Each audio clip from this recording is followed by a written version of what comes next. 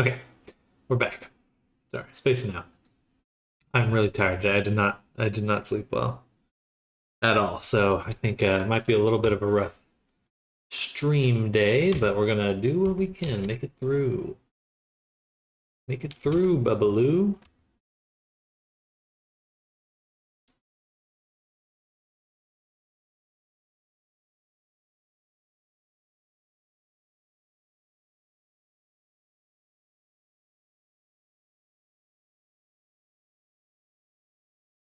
I think I could take this section, in it, throw it, and we're just gonna scale it up a little bit.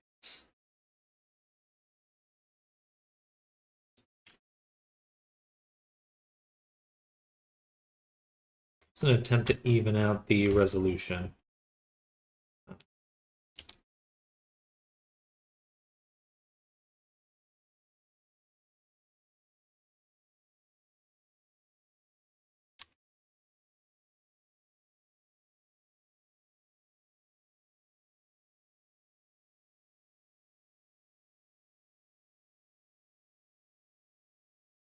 All right, pretty good.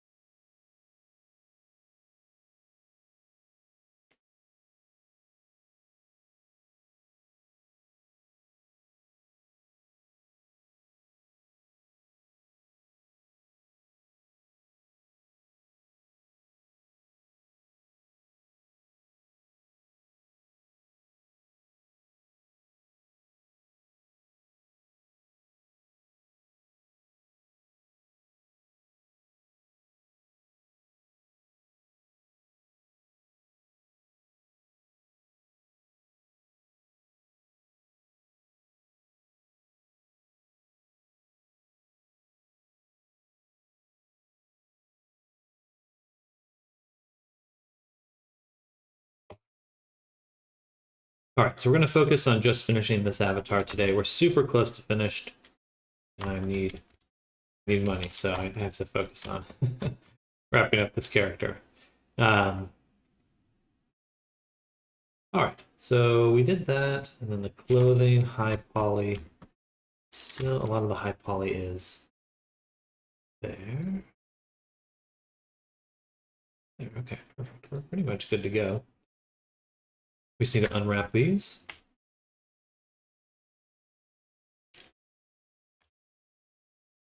We'll do something like that for the collar because we don't need the inside. This one. I'm gonna turn on high poly again. Take them both.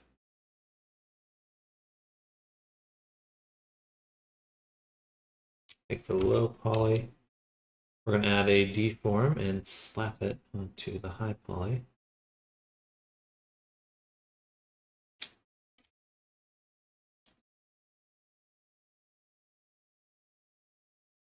Then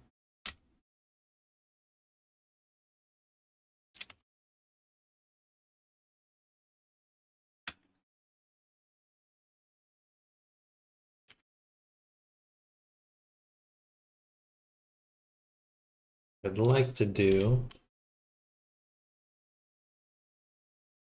is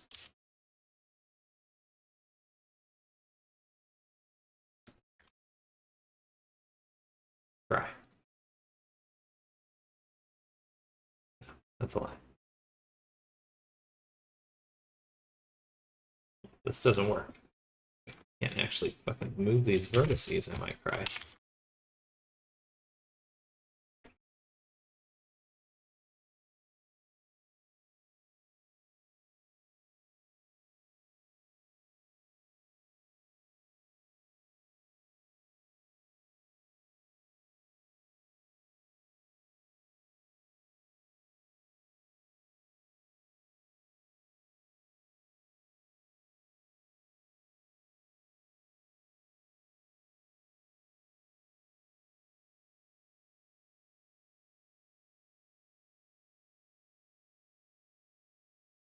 And like that will look pretty darn good. And let's do just one more cut here, so we get it nice and rounded. Nice and rounded. That should be good. Okay. Then we can apply this. I'm just going to make sure that all these are in fact in the middle.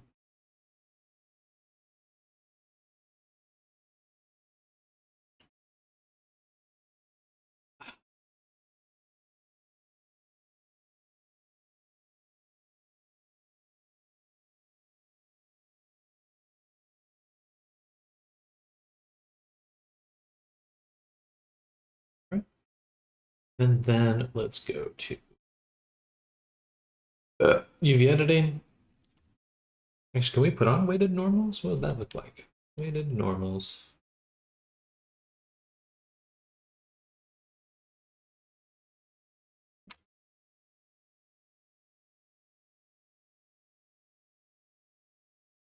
That's pretty good. Might as well. Okay. And now we want to unwrap. So we're going to take the front sides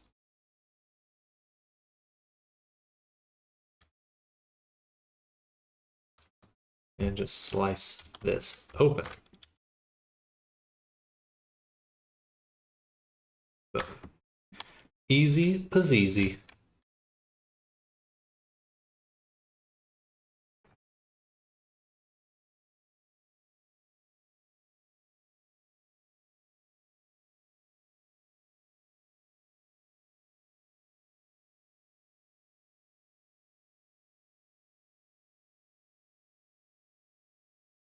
Good. Yes.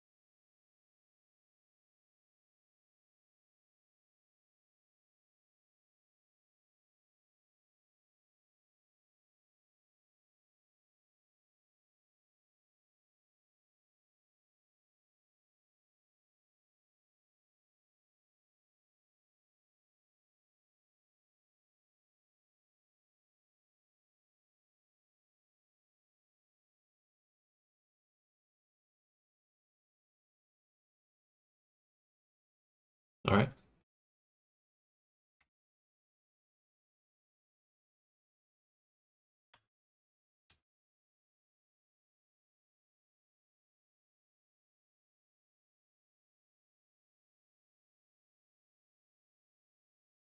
That should work. Suppose we need these to line up too.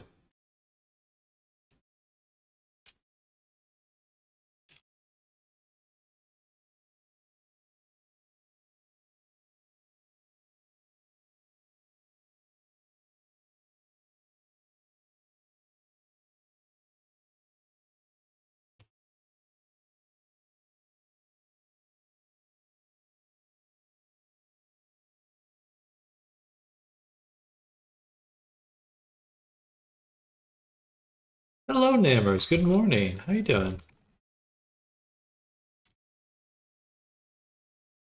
There we go.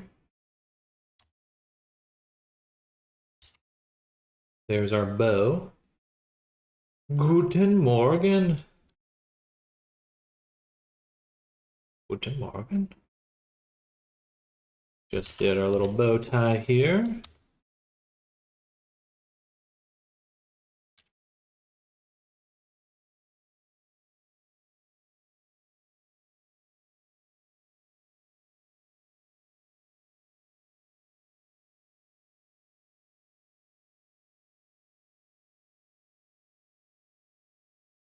Good morning, Zoom. Hello. How you doing?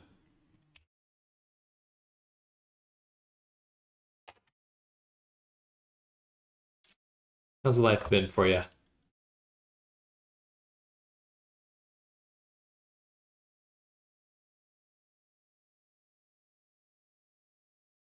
Had an awful night's sleep? Me too. Me too. Suffering together then.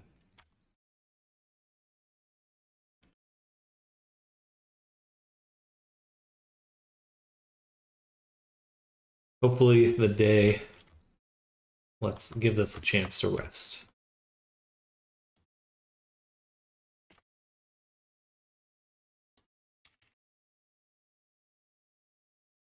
Other than that, it's going okay. Good.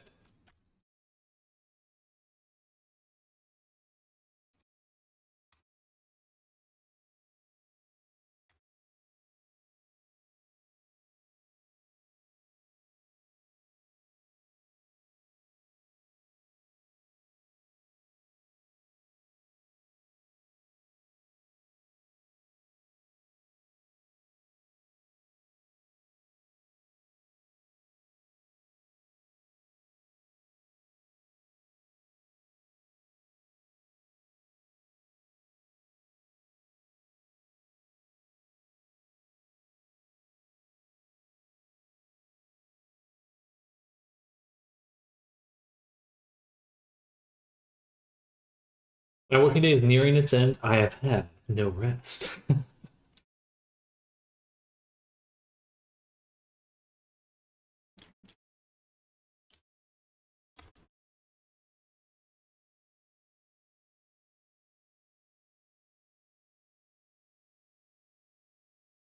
Well, if the day's almost over, then you're about to rest. Got that going for you.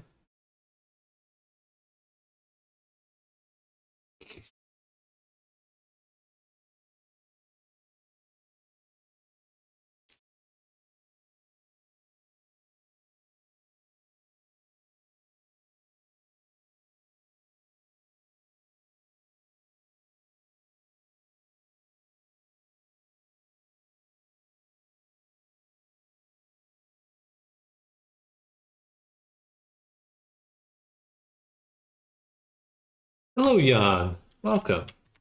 Welcome back. Hope you're having a good one. It is going well. I'm tired, but surviving. But surviving.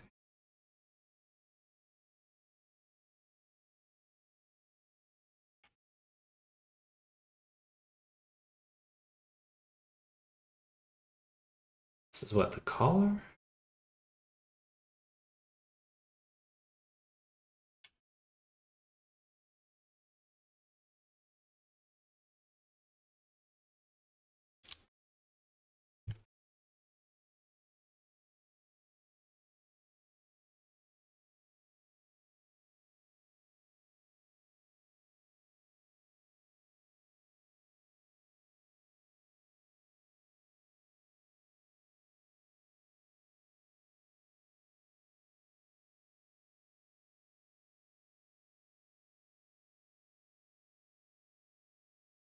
All right.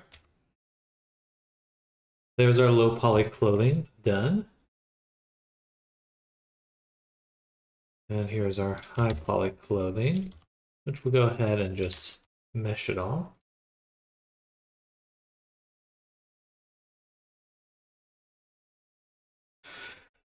Cut the collar in half and fill the spaces between the dress.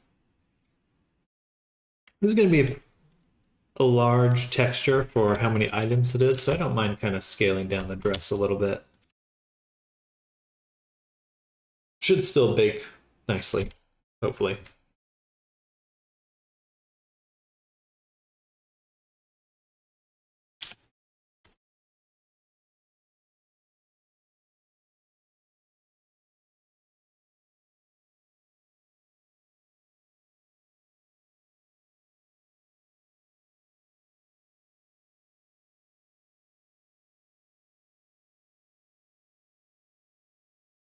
This.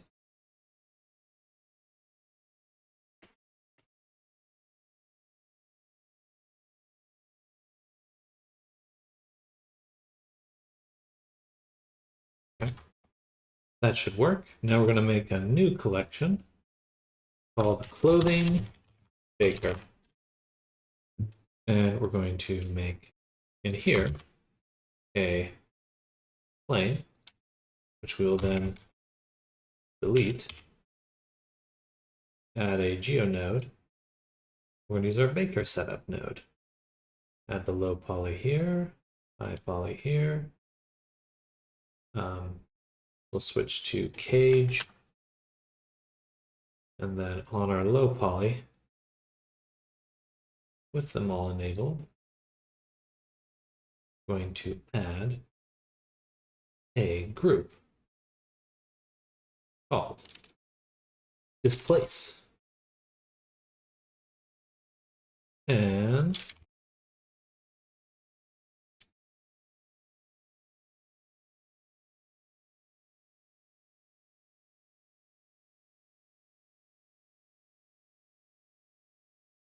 then we will select everything, do object, transfer mesh data, vertex groups from active layer to by name, and that should create a nice little baker. Now adjust our setting to say 0.1, and the attribute will be place. Good. Now we can go back to selecting the dress, weight paint, and we're going to do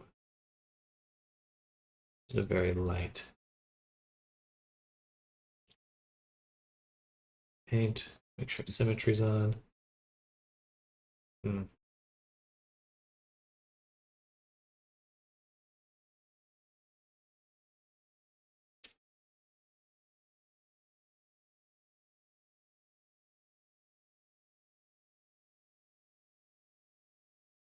This one is very important that we use a cage because it's asymmetrical. So the spacing of things might be a little off. I'm getting a call. One moment. I'll be back in just a minute.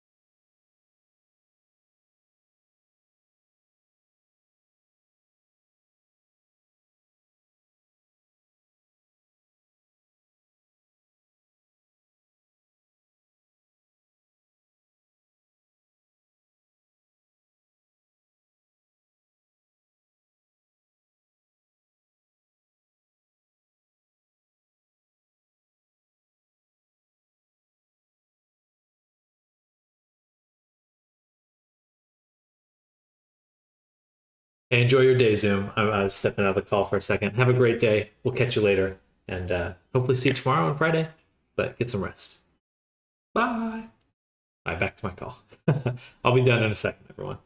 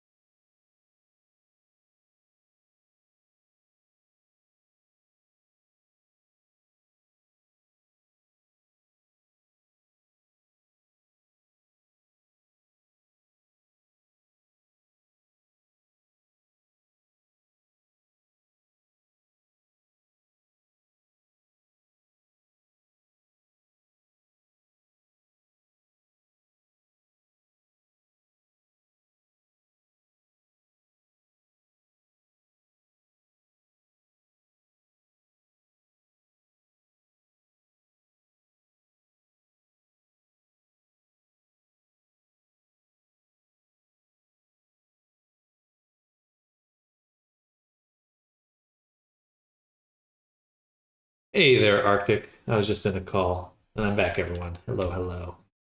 I return.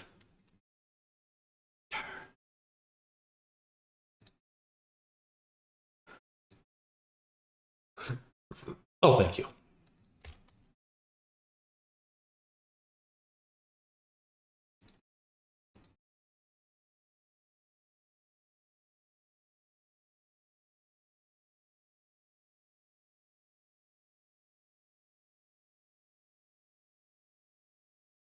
My brother and I have been talking a lot about doing D&D and Resonite, and he is ecstatic. So I think uh, we'll be doing a lot more of that soon. Um, so I think I've kind of gotten him excited and interested in moving forward with it. So should be quite good.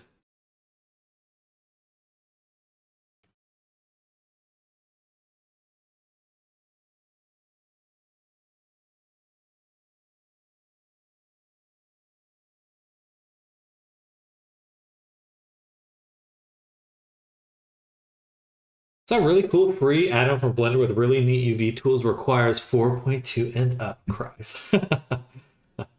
I'll take a look. I need to start checking out more UV tools as well. All right, that looks pretty good. We're going to take template flat. We're going to add a generator for world space. And then we're actually going to do this world space and make a smart material, because I use this effect so often. So might as well stick with it. Do something like that to get a little bit of lighting on there. Adjust that balance.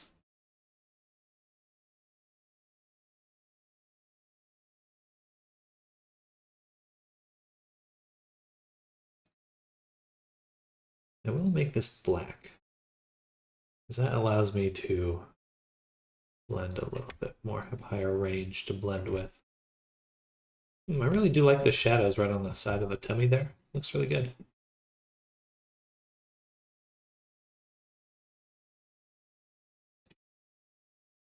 And we'll do another.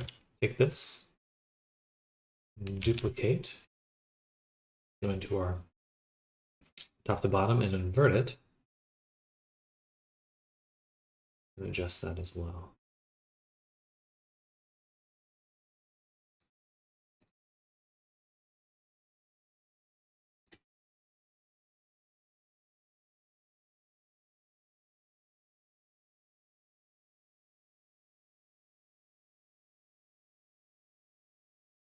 Beautiful.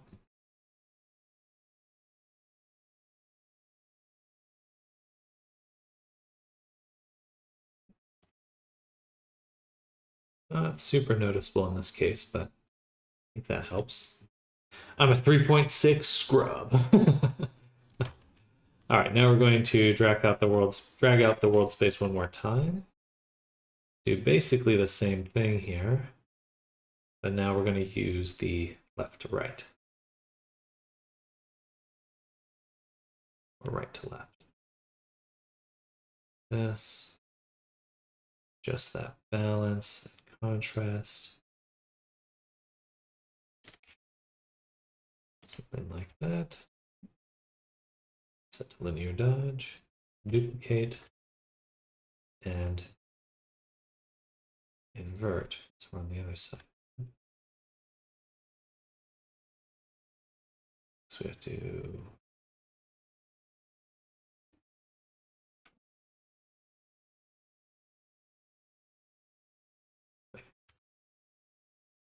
that should work. Right to left. Oh, I was inverting the wrong section there. Cool. That looks really good. It's basically all free. All free with the world space. Normals. Cool. So, and we're going to label this shadowing and drop in curve here. We're going to switch this to curve AO. Do the same thing, make it dark. Make this lighter, which both should be linear dodge. And like this. And then duplicate, or another generator on top. Ambient occlusion also set to linear dodge. Inverted. Now, wow! Everything's popping. Popping, locking.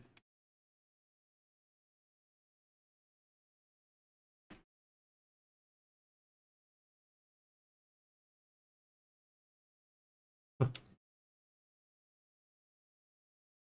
Cool.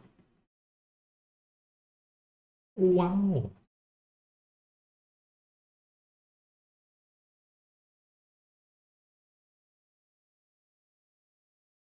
I think that looks really good.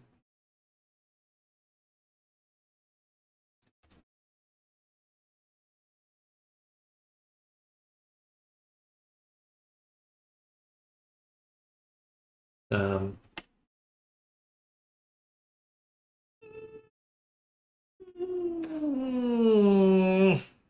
sorry. Moaning and groaning. Can I change these at the same time? That would be really cool. I cannot.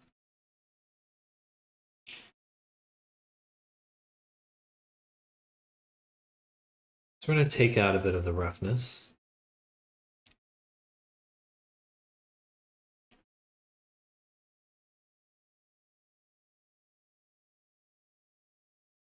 Then turn it up on for the dress. We'll actually just turn it up here. Not a ton, but just enough that we get some understanding of the form. Always very important.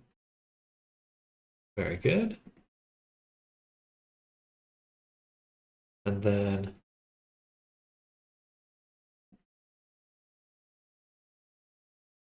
that looks fine. That looks fine.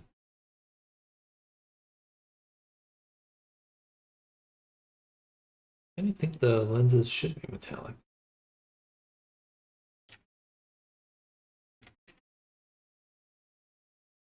All right. Now for both of the dress and the collar, we're also going to add a template flat noise in here because I'd like to use a pattern thing like this. Pilot to no end, 50, 100, something like that. Then we can take the color, set it to perhaps overlay, make it darker, give it just a little bit of height. Now we have a nice tiling fabric that does not look super great. A lot of stretching right there. Looks pretty good actually. Change the roughness. Even if we add just a little metallic. A little bit of metallic's kind of the secret to helping things pop. Hello, Even. Welcome.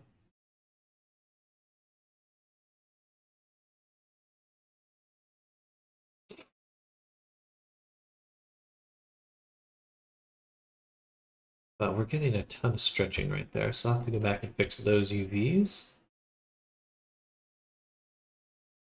The collar we can definitely use with a nice pattern. We'll do this.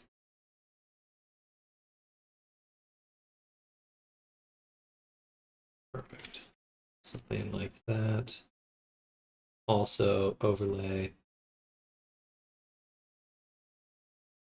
Darken it there, so a little bit of roughness difference. Actually, I'll make this one glossier. A little bit, again, a little bit of metallic. Then we'll do a little bit of height difference. Very minorly.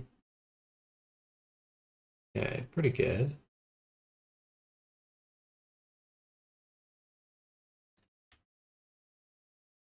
Nice. Help makes things pop because now they're metal. Metal. Then the glasses here. I think I'd like a stronger ambient occlusion on the lenses here. So we'll go in here, add a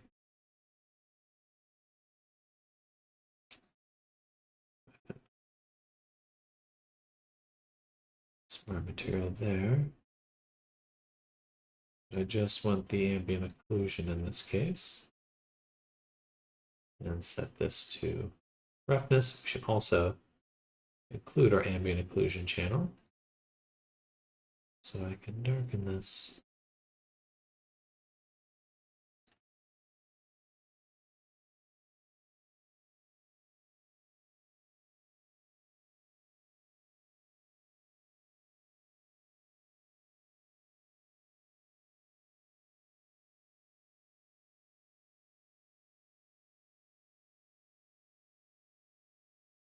Really seem to make a difference there. Or there.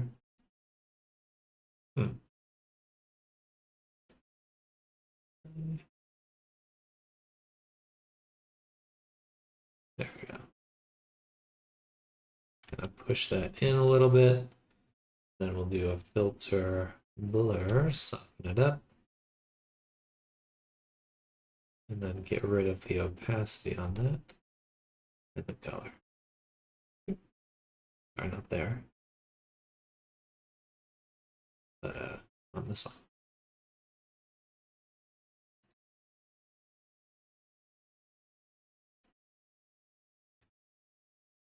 Sure. Okay. Looks pretty good as a start. Anything else to add?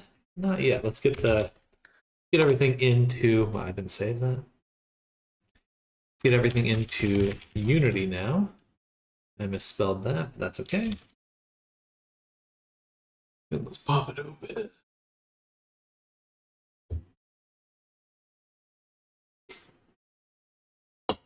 Yesterday I was trying your shrink wrap technique, but failed miserably. Hello, Sudo. You do have to apply the shrink wrap pretty regularly. Like I will duplicate the modifier and apply the duplicated modifier.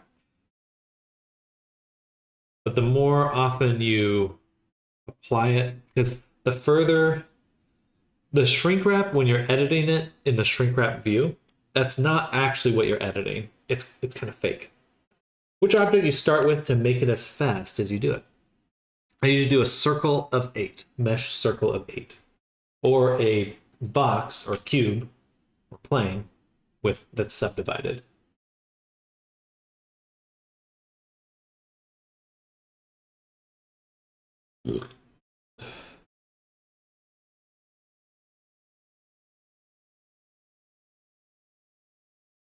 But hello, Pseudo. How you doing?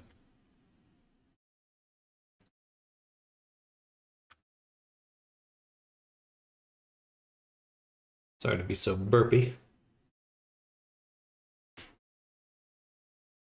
Did I lose my normals? I did. Hello, Hypernova A417. Welcome. Divisibles of 4 is normally a good idea for things. I agree. I agree. I'm doing good. I'm doing good. We're going to be trying to finish up this character today, and I'm quite excited about that because I've got some ideas. Got some ideas on how I'm going to approach this, and it's exciting.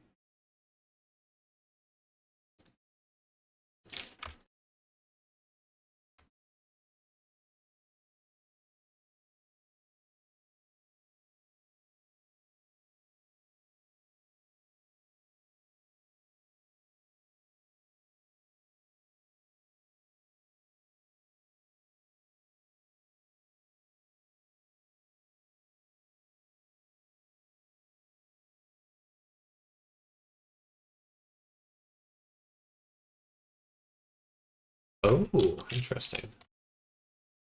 The whole thing is there.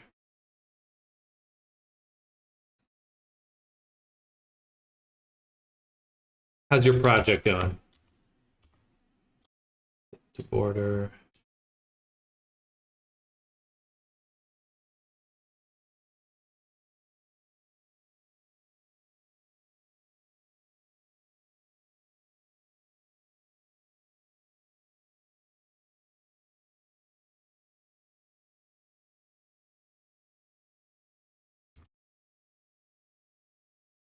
I got an environment artist. Let's go.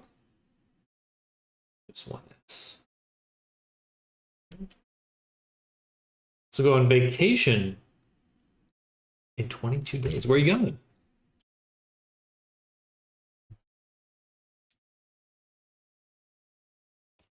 I guess just tail. Japan. Oh, that's super exciting. I'm jealous. That sounds really fun. Here's a dragon we've also been working on. He's coming out super well.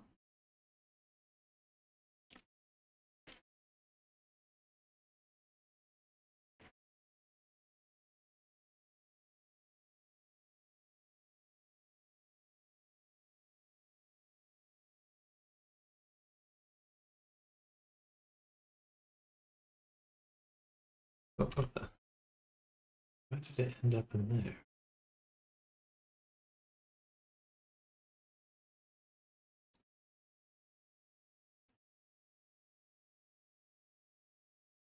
Doesn't want me to move it because it's also named template. We'll just rename it now. Ava CZ.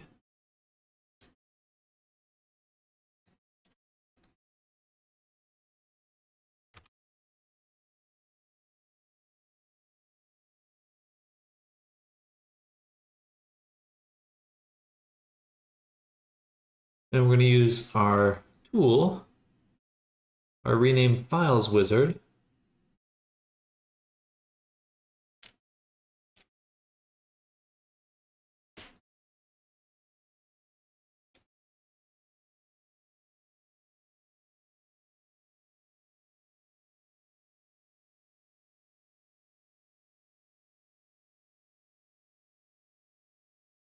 IDKY, but my thing was frozen. I'm here now. God, I didn't know. Learning how to make neck topo was harder than I thought. Depends on the neck. Depends on the neck. What kind of character are you making?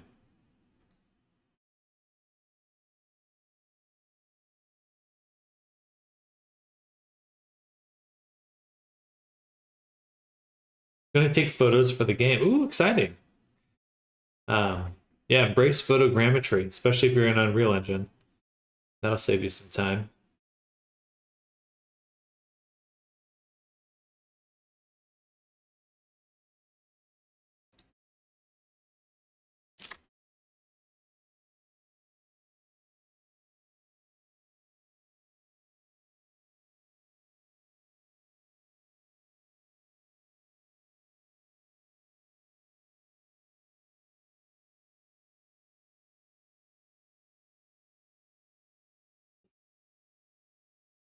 I'll be way off, and also don't need that kind of detail. Then just photo textures then. Either way, reference is good. I'm embracing OSM data, though. I'm not sure what that is. Making a robot at the moment, next, but more humanoid looking from some parts, I think. I think we're changing the neck, making it a tube instead of an actual one. But I'm getting better at topo for at least. Nice, let's go. OpenStreetMap data. Ah, smart.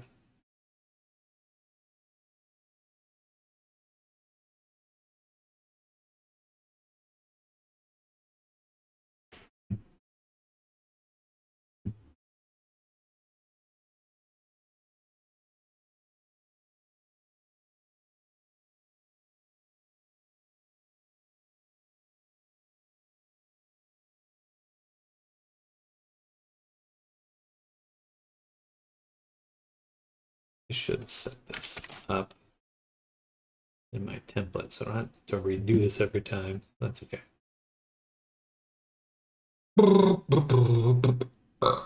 Excuse me.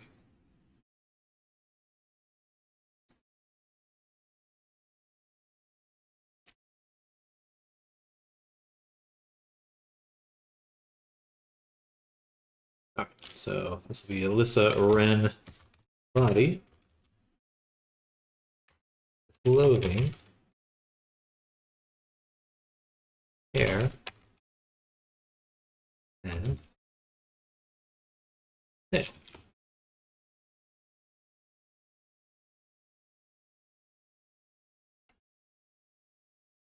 Okay. Then we can go ahead and apply those. Body, clothing, hair, tail. All right.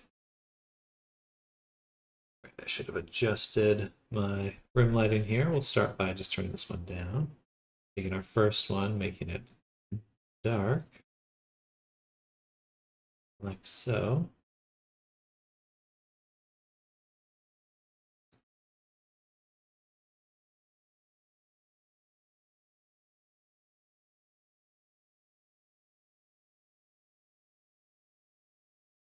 Good. And the other rim light.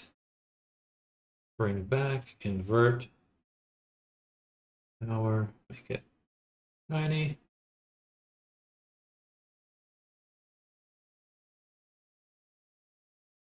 Mix base color and turn down the L. Okay. Much better already. Okay. And now we'll go back to Painter. Export these textures using the path we already marked out. Materials, textures, clothing. Select folder. Xiaomi V8, 4K. Save settings. And good. Export. Just want to make sure I named it properly. Boom, boom.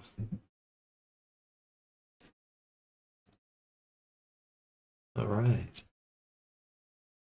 So clothing, boom, boom.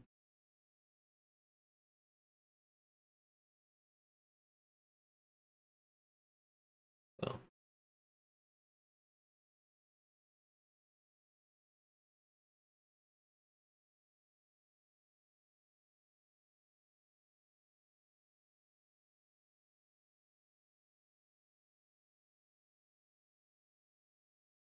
metallic, smoothness.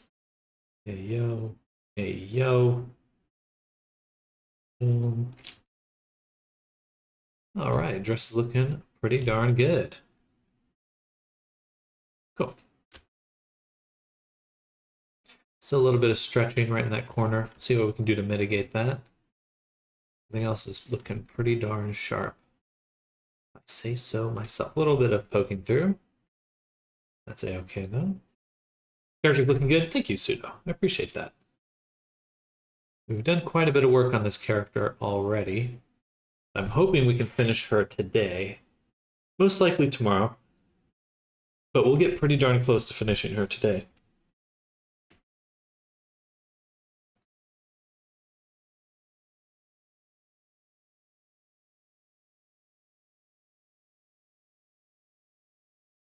Oh.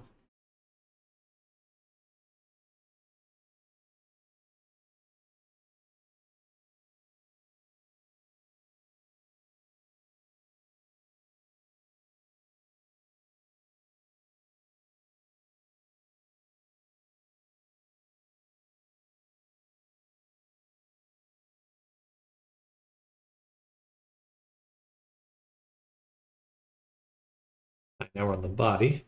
And we're going to apply everything else again. Boom. Boom.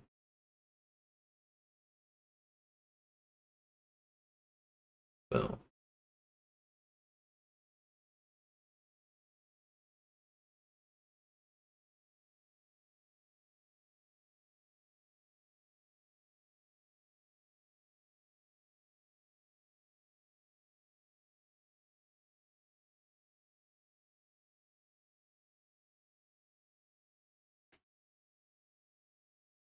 All right.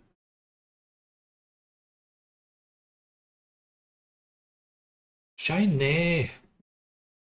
Cool. That looks pretty darn good. So now we need to start setting up the hair.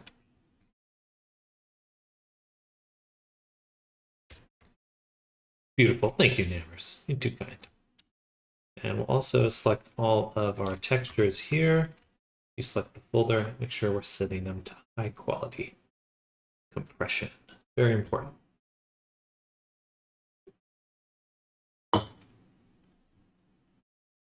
We also want to go back here, select the body or clothing. Yeah, select the clothing. So let's say keep normals on our triangulate and make sure we copy this to every single object. Very important. Why? Because that is how Substance is slicing your character. And make sure you have it the same. All right, let's get the hair in. The hair in. Oh, wait to zoom. So do this body. Now we're just looking at only the hair. I think that we can go ahead and mesh these. Remove the modifier. That'll be the modifier. So now it should all be removed. Awesome. Now we mesh. We get rid of this. Let's make a backup copy, and we'll call this free hair make. Okay. Now we'll mesh. Then delete this. All right. On all of these, what we'd like to do is now introduce a cut. And we'll just do this all on the inside. So we don't want the cut on the outside. Simple.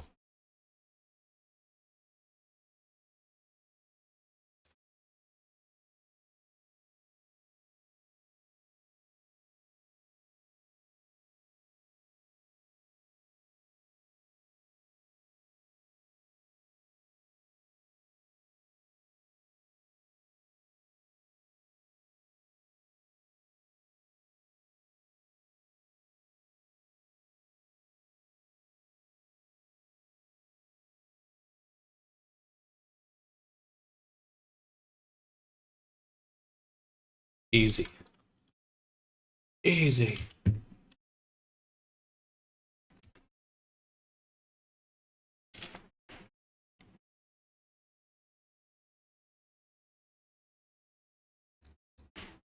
This could use a little adjustment. Maybe a few of these. It's VR chat time. Hello, Yoshi. Hope we have a good day in VR chat.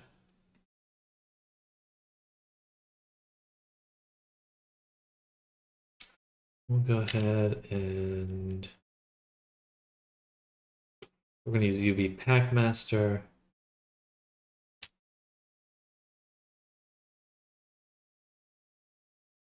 Rotation enable, island rotation steps, set them to 90. It should work. Okay, this is broken.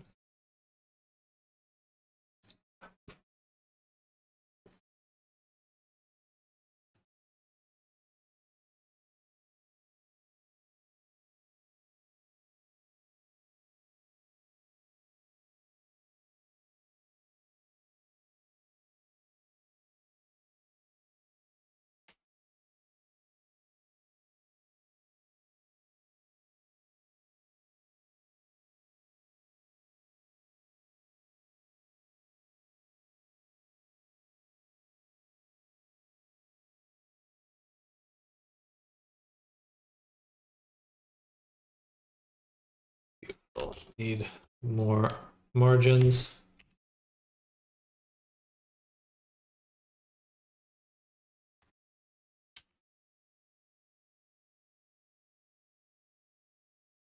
Well, do I want to do it this way? Not particularly. Land of Freedom and Badass. My goodness. Going to take these. What we need to add is a UV here.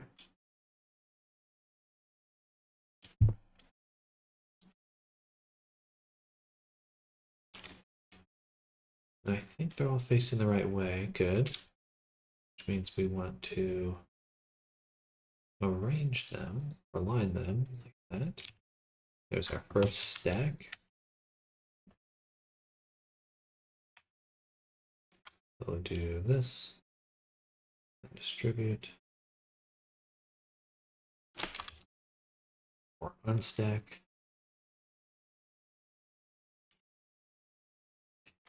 Okay. Like this. So now, when I need to put a gradient on them later, they're all lined up and it'll be real easy. Real easy.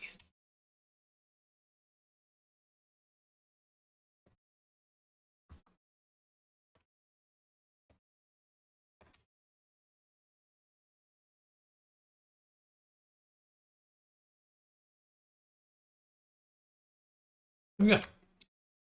Good man, Dirty will play for a day. Teach a man how to AVI and he'll never play again. Very, very true.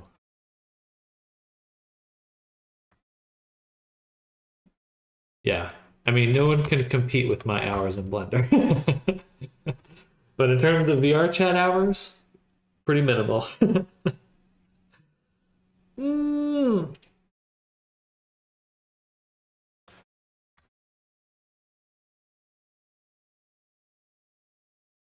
All right, that looks good. So now, though, I should have gone to the high poly.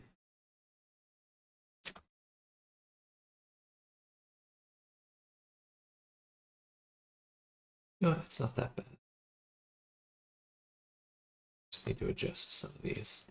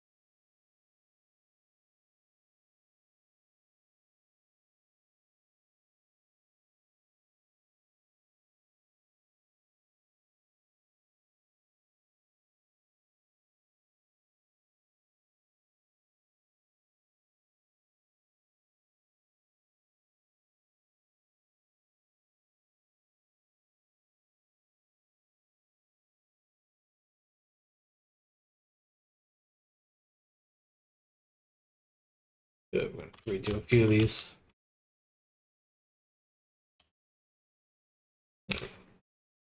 Love curves for making fancy shapes like that. Certainly saves a lot of time. Super high reward, absolutely. Absolutely.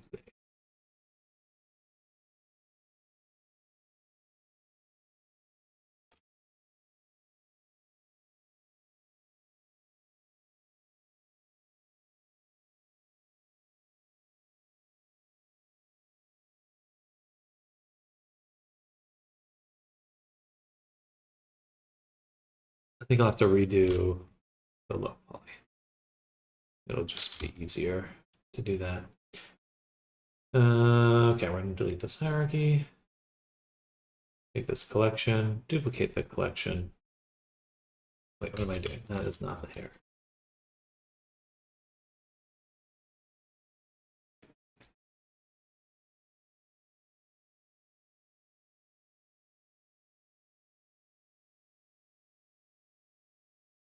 Do those curves already have UVs though? Technically, yes, but they're not what I want. So I always end up redoing them.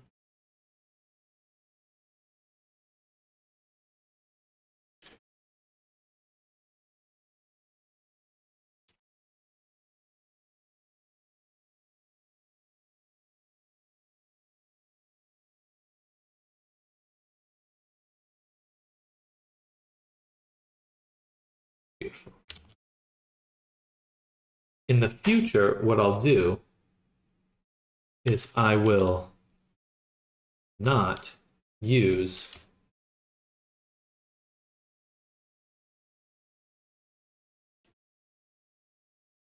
or the curves I use, I will not use a or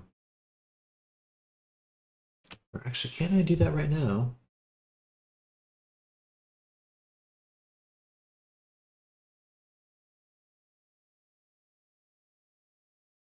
I don't want to. Could do a geonode. Are you going to apply high, low to the hair as well? Yes. Because I want the ambient occlusion baked in. Okay, if I have to do this one more time, I'll do a geonode. May as well just do it right now.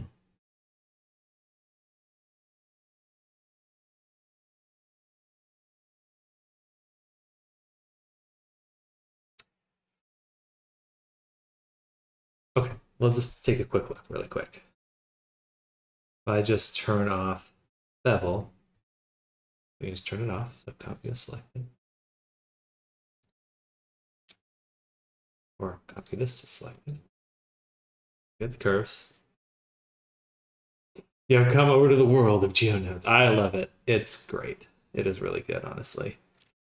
All the geonodes.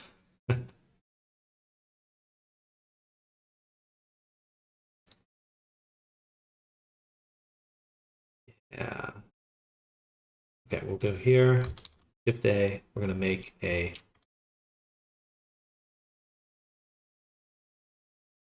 plane. Go to geonodes. Take the mesh data, delete it, and now we're going to make a new geonode, which we'll call hair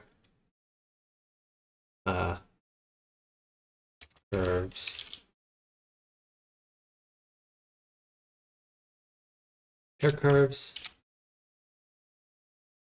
low to high. Baker setup. I guess it's actually, I'm going to use the same terminology as the one before. All right. So the most important thing is that we go ahead and we open up input to our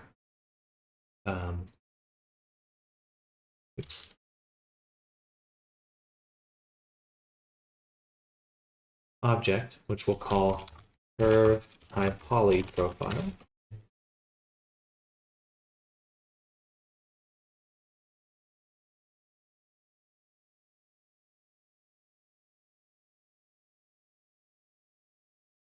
We'll start with that one.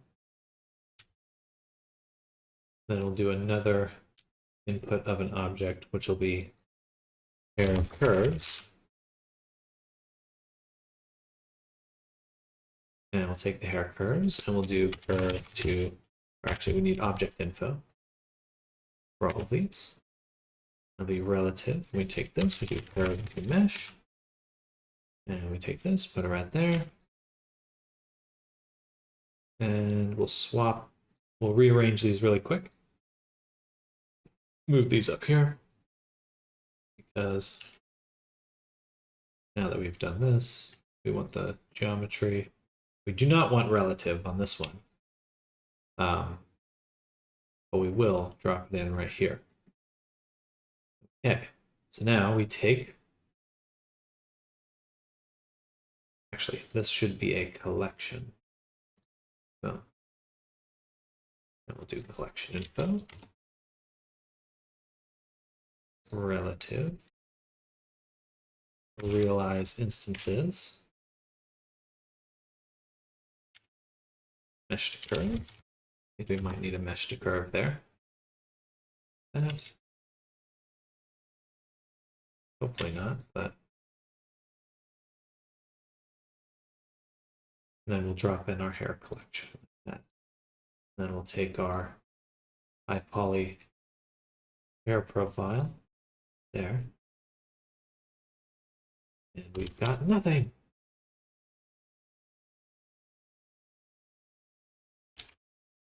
There we go. Okay. So now we've recreated our original high poly, which is good.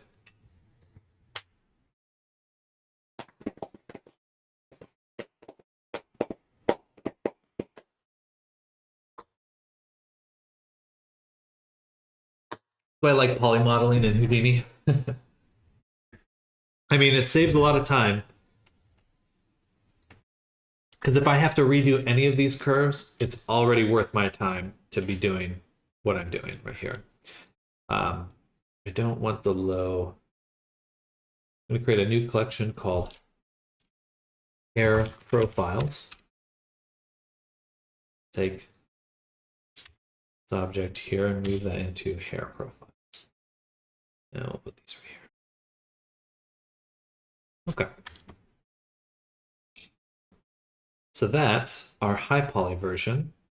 And what we're actually able to do is we have these instances and we can go ahead and resample our curve right here and turn that up really nice. If we want to do something like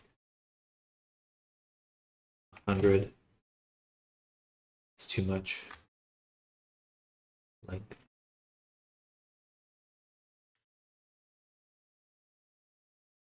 And actually, we'll set spline type to Bezier. That should improve our sampling. I guess just 10. Go one at a time till we get something nice.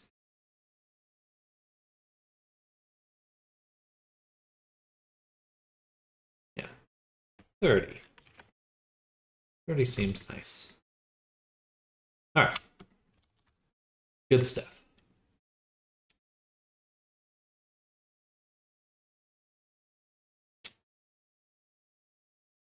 I would like to take this, drop it here, and this will be curve or high poly curve, high poly resample.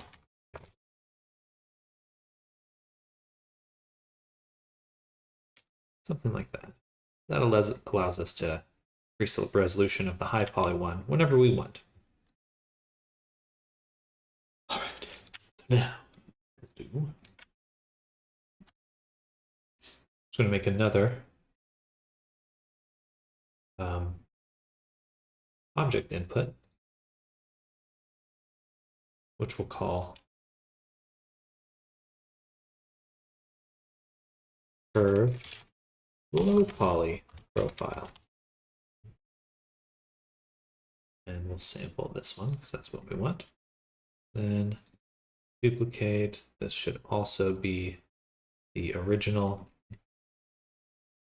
And we have our curves here.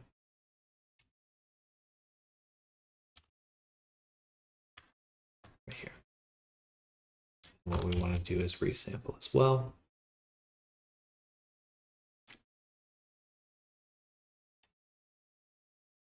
Also do curve to mesh with this profile. And then we can add a Boolean in order to swap between them. So set to I'm going to duplicate this here. Make a switch for geometry. And true should be here. And hello should be here. Okay, so now we can swap between these two whenever we want. And that's all we really wanted to do. Just be able to do that. Plus, we want to be able to adjust the resample count, which we'll call low poly 3. And we'll move that right here. And we'll do 10. That's a little low, maybe. I kind of feel like it should be length instead.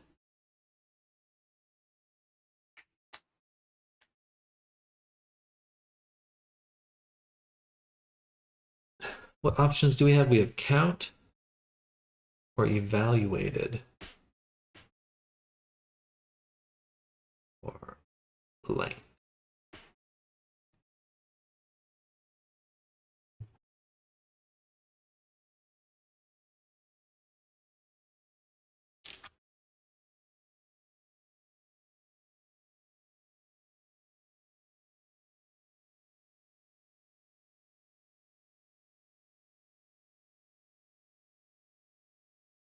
Well, I think length probably makes more sense because then it's super even. Yeah, let's do length instead. So we'll rename these to resample length.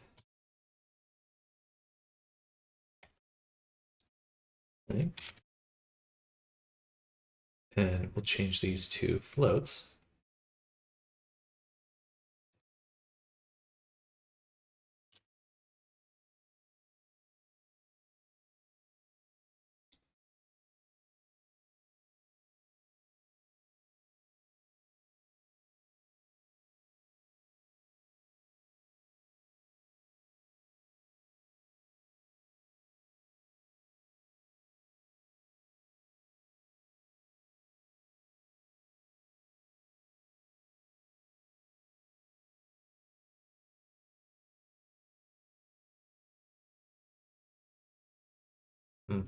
That's almost too strong.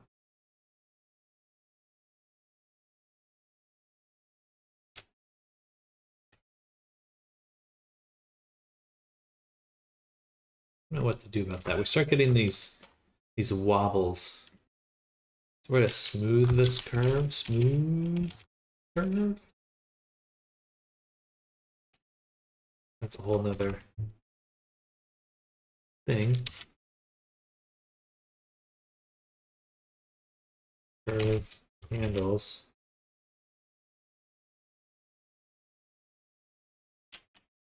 Set handle type.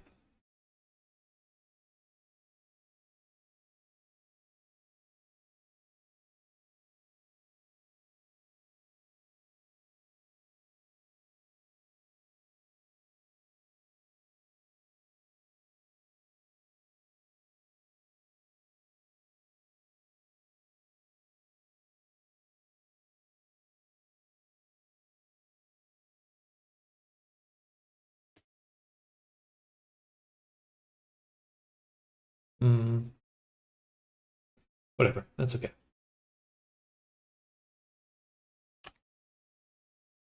If just a little bit less increases the quality, I don't really think that's a problem. Or maybe what I do is subdivide.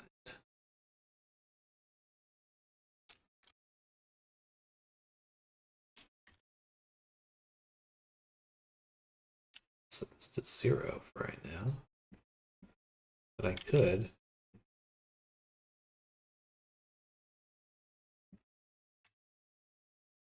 take it, keep it the same, but then when I want, just subdivide it so that we get that extra smooth.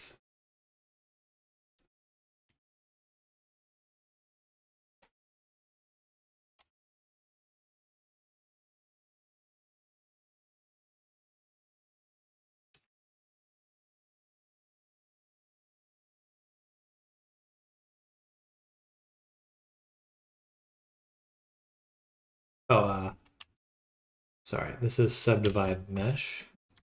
It's not subdivision surface, which is different.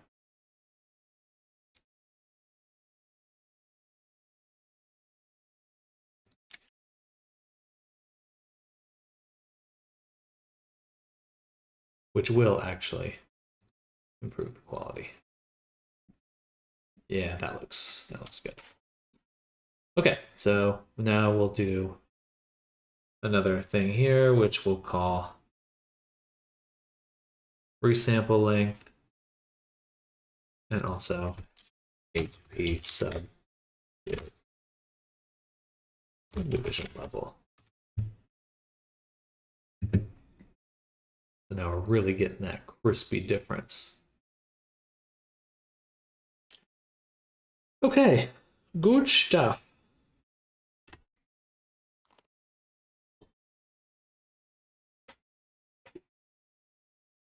Now what? Now, what we'd really like is to make a cage. Actually.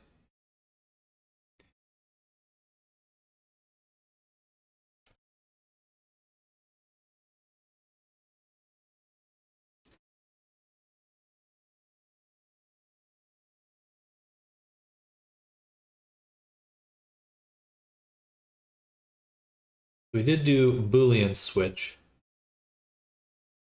but we really want index switch. We'll have the high poly, we'll have the low poly, and then we'll have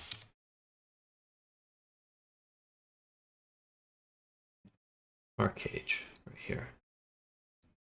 Then we can switch this to Baker output. Description will say 0 high poly, 1 low poly, and 2 cage. Then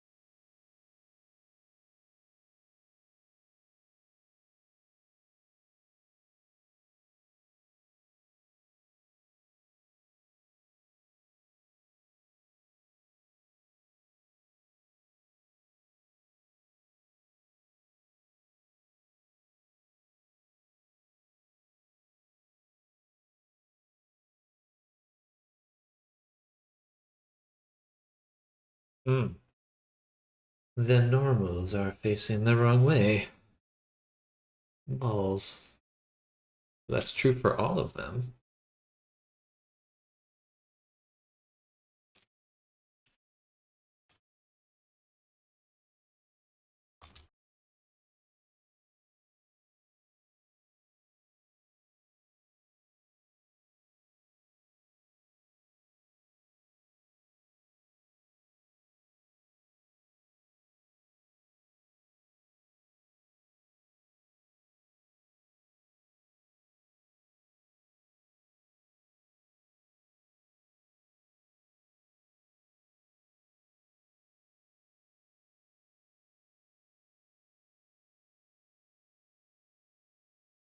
Cool.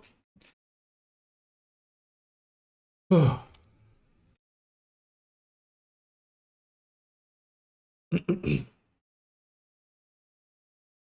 10 o'clock already.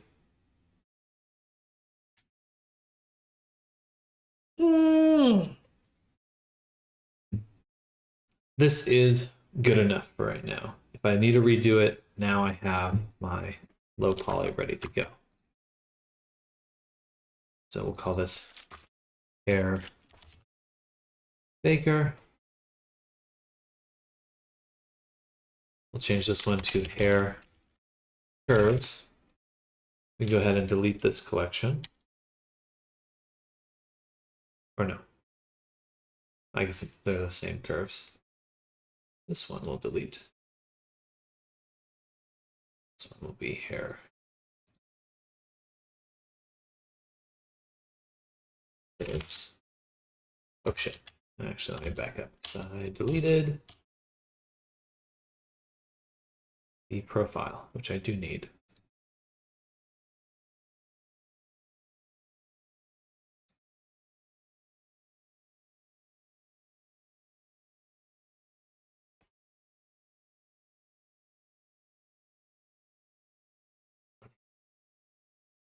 One more time.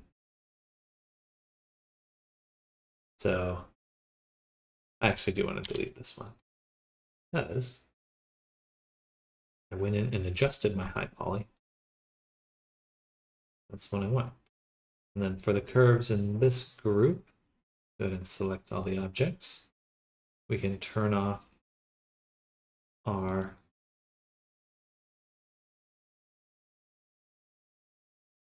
that. And here we'll add in the hair curves. There. Okay. So now we get the high poly,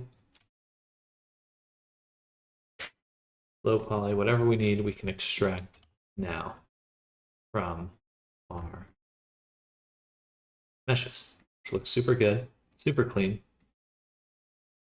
Whenever we need the low poly, we've got it ready to go. Just a few more things to add. So we do want to swap some materials. So set material.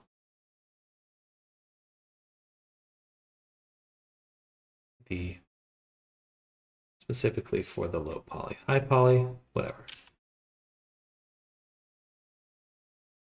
This will be low poly curve material.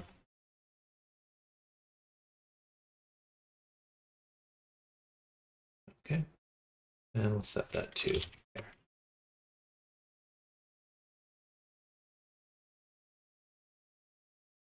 Beautiful. Now for our hair, which I guess we'll just set right here so we can adjust it. We should see the UVs, but we don't see any, which means these are not getting UV mapped.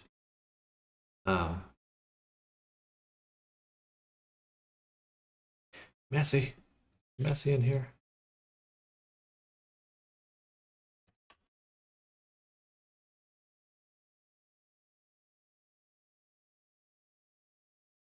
So after we do curve to mesh, we need to do UV unwrap. And to do that, we set or we store a named attribute like this to the base corners.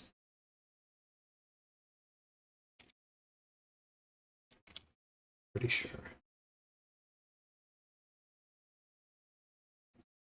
Or is it just UV?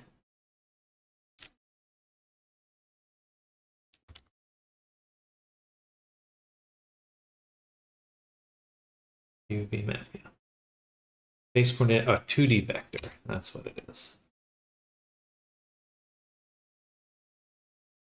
2D vector. There we go.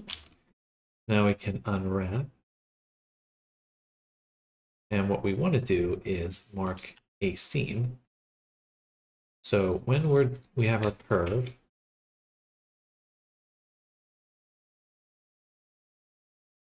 curve to mesh.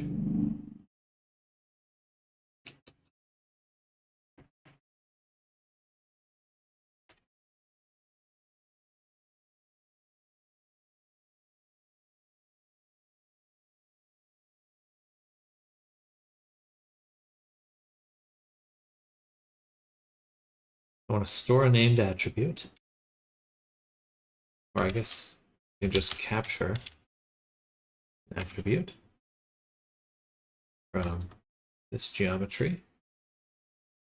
There'll be a float point, and it should just be factor.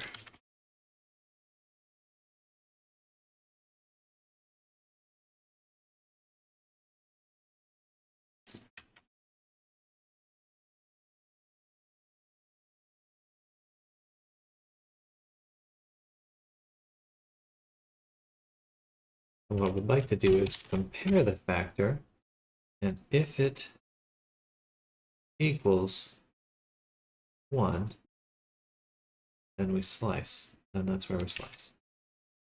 Or 0. I guess 1.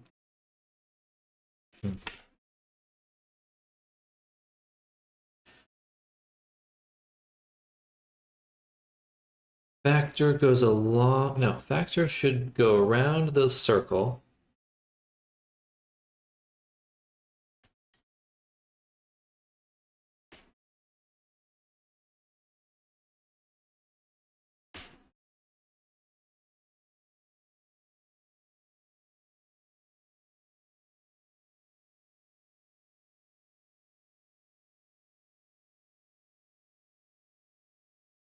So close, yet so far.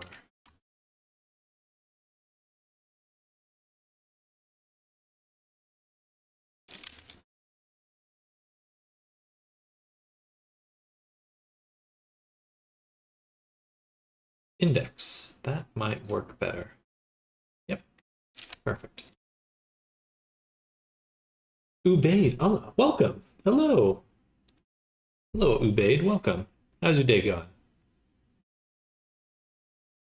Nice, that worked super well.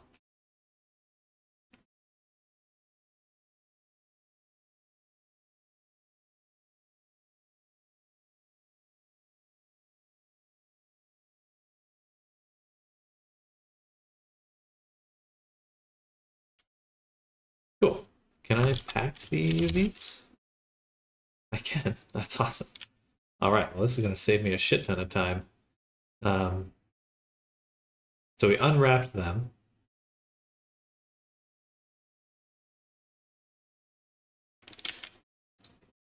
And then we want to pack them. I guess we just do this.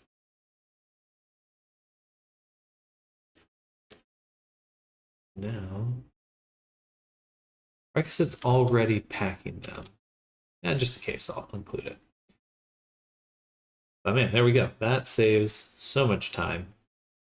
There's one final thing to do,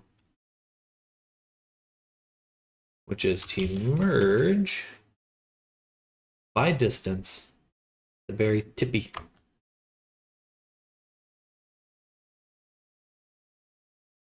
Selection factor. If this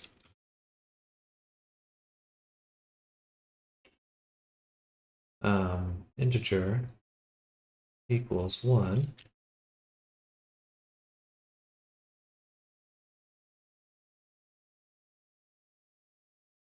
we'll do a float.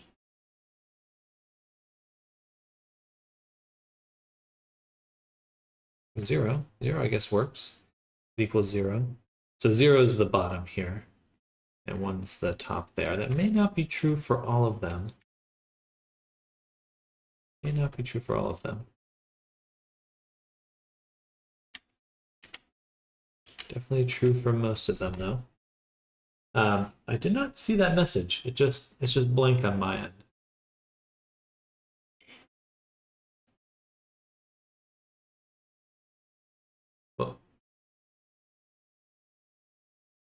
It's blank in YouTube chat as well. Funny. Well, not sure what's going on there. All right, so now for our hair curves, we can go ahead and select these. We'll say Control A, all transforms, set them all to 0. That doesn't seem to change much, so yeah, Control A, all transforms. Maybe adjust the UVs, but overall super good. I buy PC with RTX 2060 Super. Hey, let's go.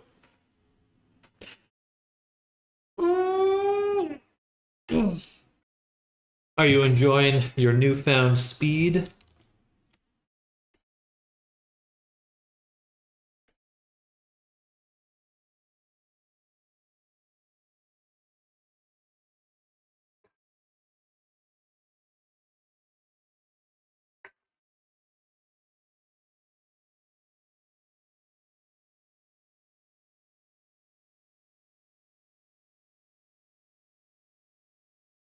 Too much. It's too good. It's just too good. Okay, so we're gonna go to frame 0, set them here, and then frame 2. We're gonna move these apart.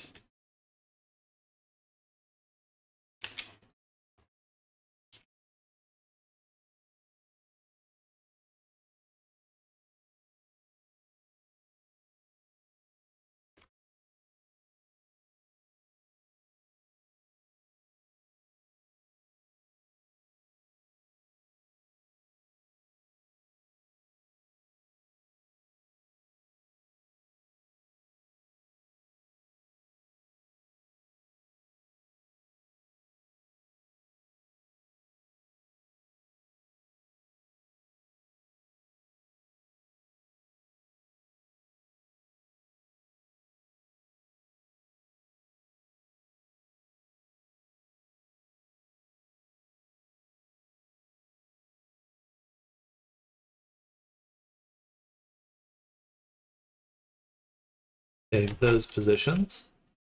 Now we can explode that. And this is very useful because now when we go back to our air baker, it also adjusts itself, which is extremely useful.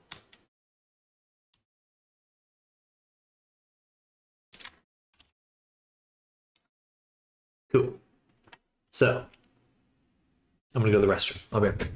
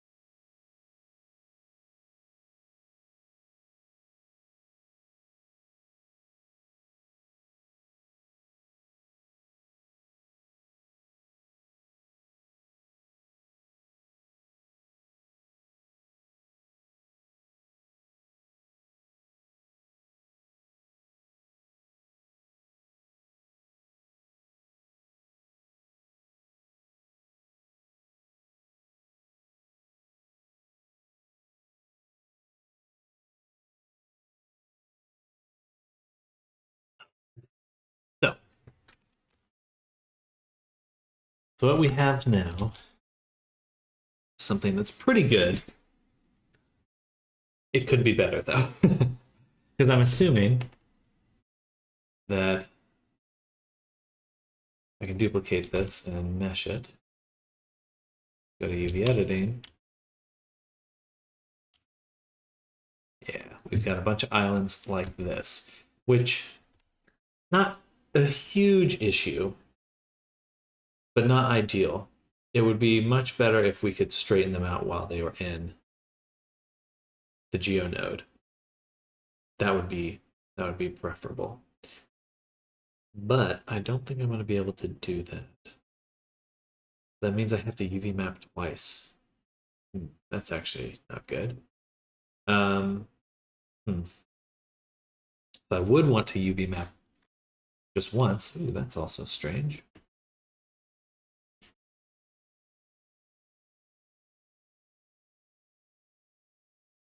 That must be, okay. That must be from the geo node when we use a float. We do want it to be just an int, I think. And now if I duplicate and mesh this, we look at the one I just meshed, we still have them splitting. Split ends, as it turns out.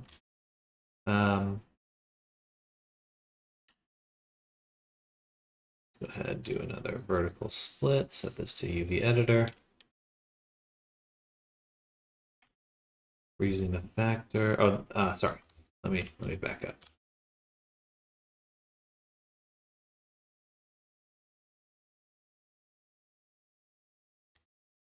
Okay.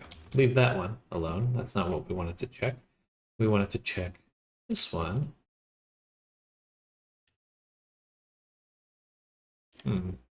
We're capturing an attribute. Maybe we need to make sure this is an edge attribute.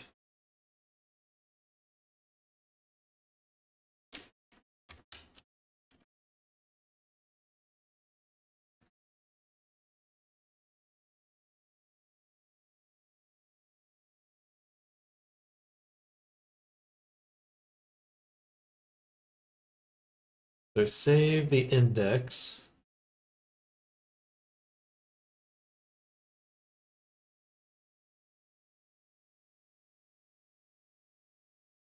That seems right to me. Save the index on the edge.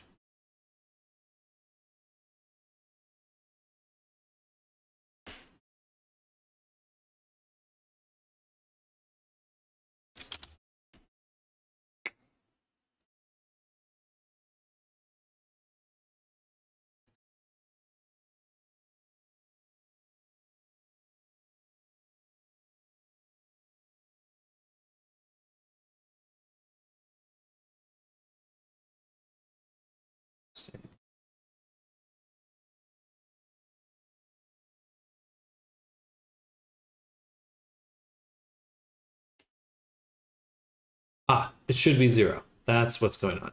It should be 0. So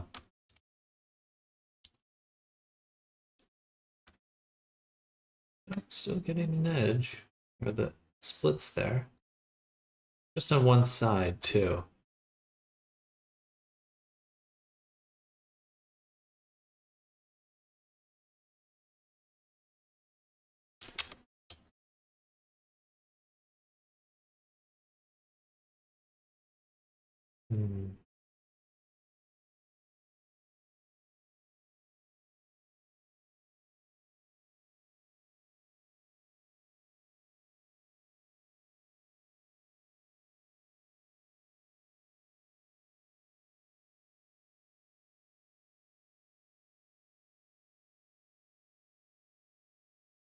That's not doing much.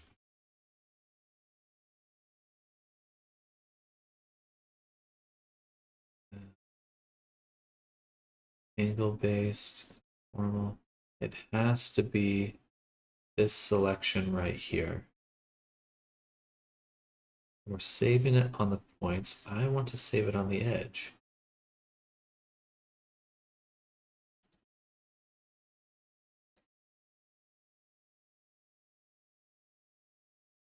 switch this to a float.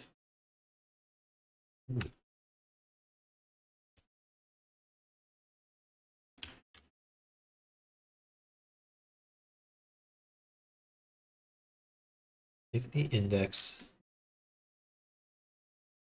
on our spline equals 0. Maybe it's how we're capturing it. In fact, yeah, if I switch this to just index in general,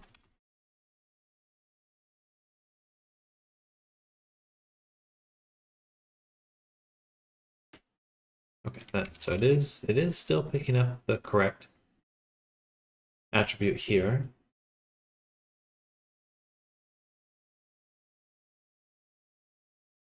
Right. No. Command to store the data in.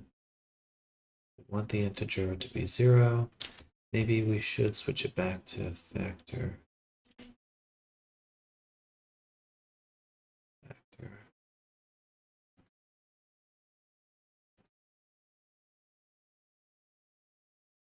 Oh.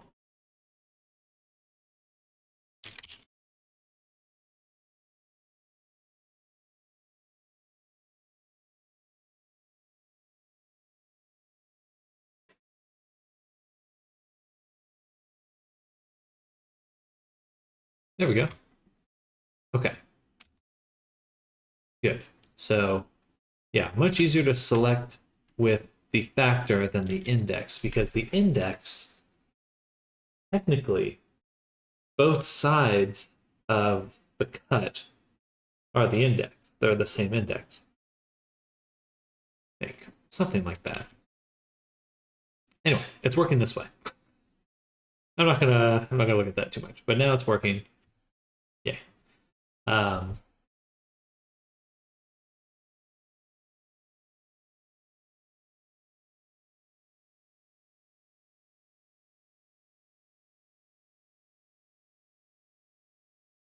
So what we'd really love to do is straighten out the UVs.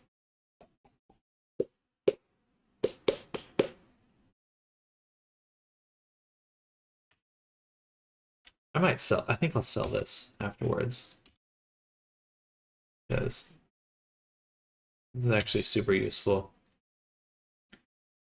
So, packed islands, we map them. It looks good. Sip.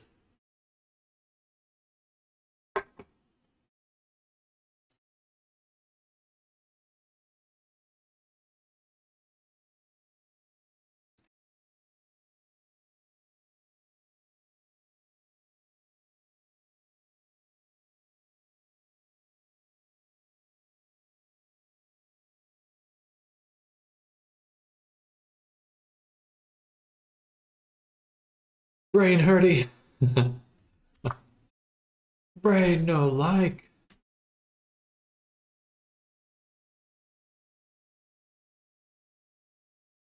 All right, so basically each of these sheets is kind of coming in lengthwise, kind of like this, which is cool. That is pretty cool. It's useful.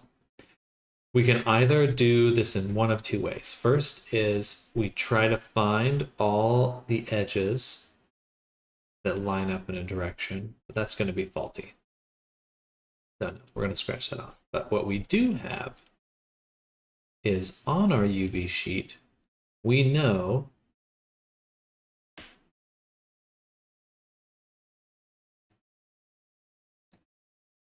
that from here to here, we have this factor. Where is it? When we capture the factor, right now we're just capturing it. We should actually store it.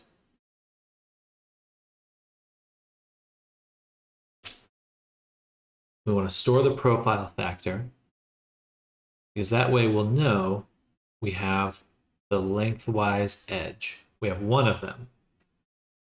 And from that, I believe we can find the edges that go across.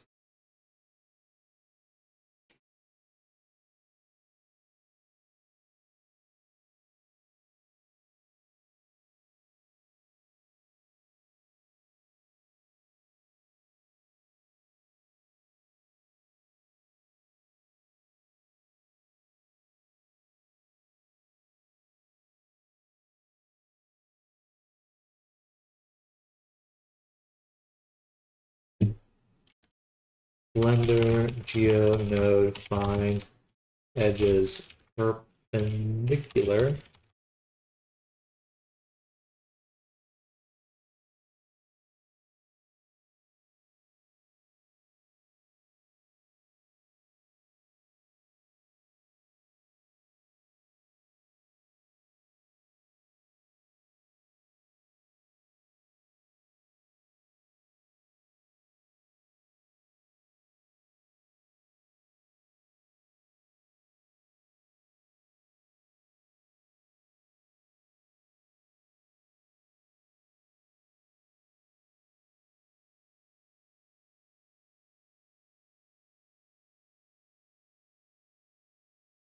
Geo, node, select perpendicular edges. Hey folks, welcome to this Geometry Nodes tutorial. In this one, we're going to be having a look at making selections. Selections are the most important. Then what I would need to do is alter my indices to allow me to select multiple points at the same time. Because I don't want to come in here and say, I want to select 0 and 5, view the grid. We can do stuff later. So our grid columns. Then you can see that now we have black all the way across the bottom. So what did modulo just do? So rather than going 0, 1, 2, 3, 4, 5, 6, 7, 8, 9, now what we've done is every time we reach 5, we go back to 0. So now it goes 0, 1, 2, 3, 4, 5. So 5 becomes 0, and then 1, 2, 3, 4, 0, 1, 2, 3, 4, and so on. So now if I was to plug this into my equals, and let's just actually view that as one view when this is equal to 0. Now we can right. 1, 2, 3, 4. What about a column? Well, in case of a column, Lord modulo. Okay. First, let's store a named attribute, which we'll call LP profile. LP profile vector. And what we'll do, drop it in right there, put it right there, take the vector, and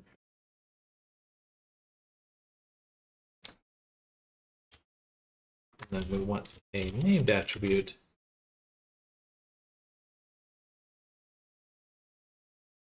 Okay. Perfect. So now we switched it to a named attribute. Be very useful in a moment. How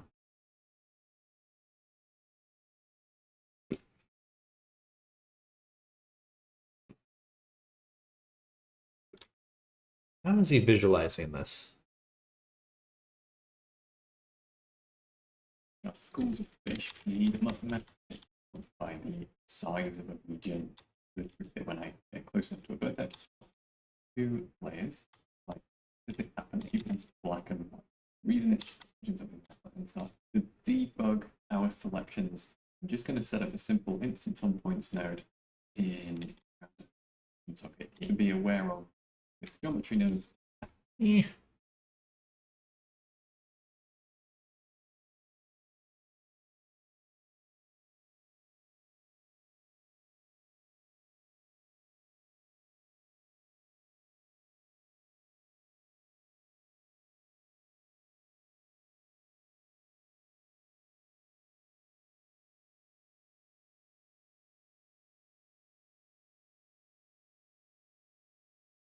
Okay.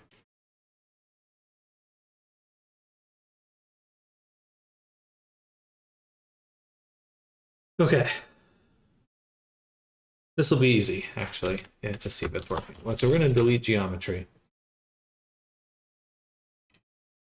here. And we're going to delete edges. And the selection we're going to use is our profile curve. So let's delete just that.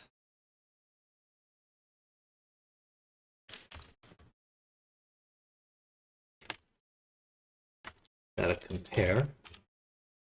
And we'll say equals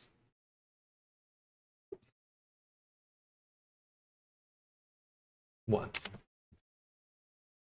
So if this attribute equals 1, we delete it. And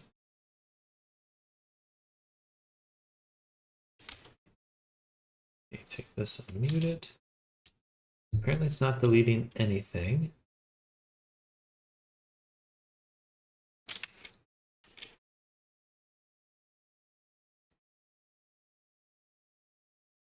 How about greater than? We can adjust this. Okay, so we can see that happening.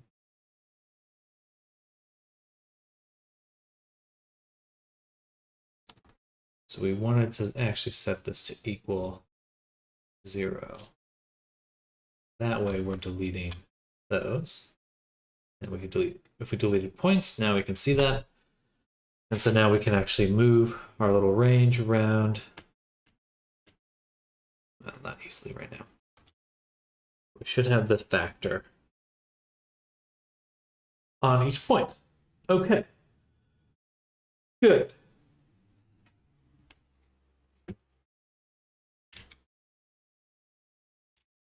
Now we can do stuff this.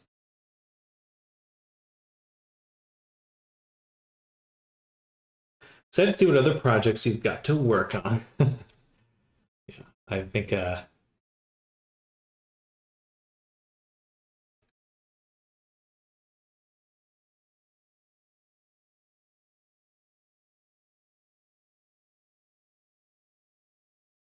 today we're just going to be working on this pony character for the most part.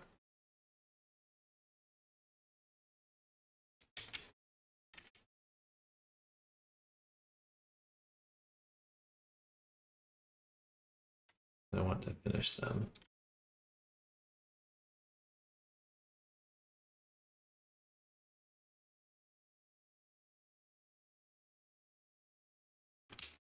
Almost at the Unity stage. Yes, indeed. Yes, indeed.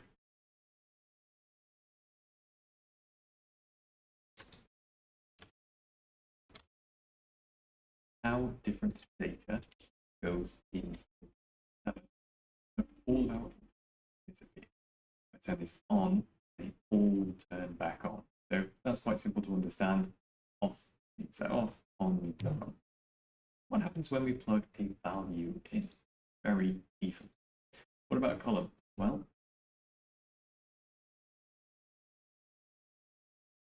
Make it equal.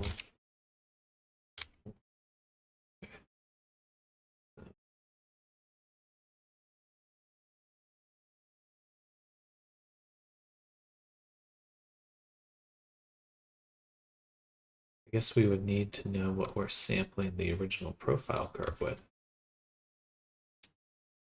Lord. F. Lord modulo.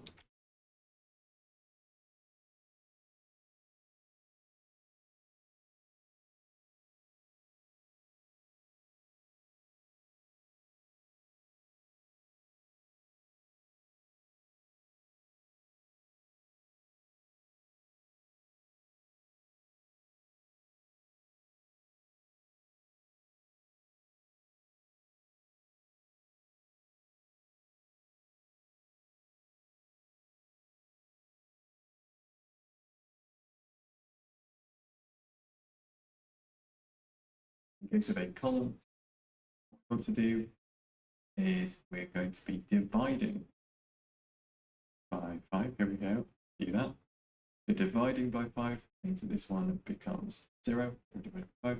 1 divided by 5 is 0.2. 2 divided by 5 is 4.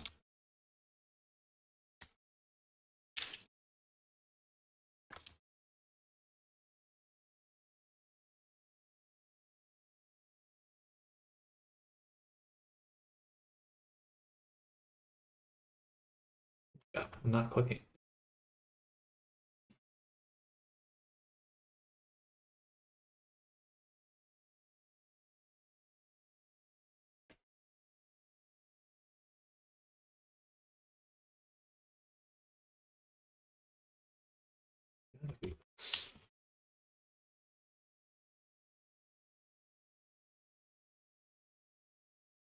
Something very similar to this.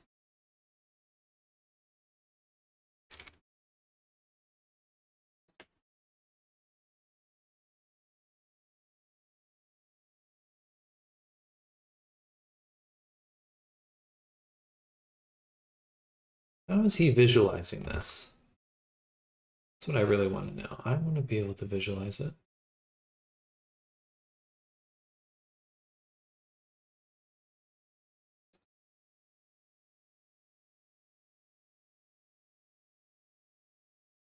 Stats? It can't be stats.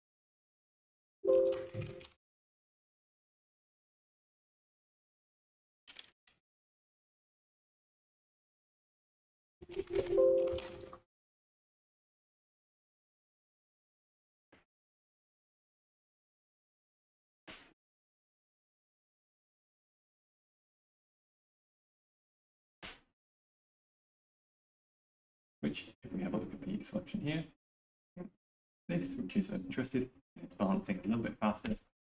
Let's flatten them, and then also we can pick things by the size of them. Is that just the viewer? I guess I just have to be using the viewer itself.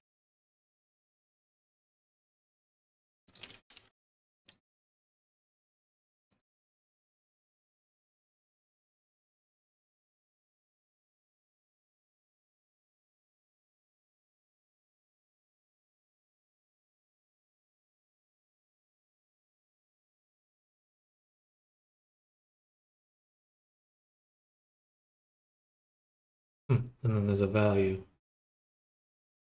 There.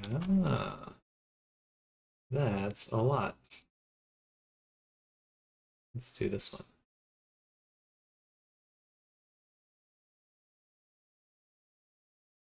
Obviously that's 0, so dividing and we're flooring it, we get 0 completely. So what happens if we do this?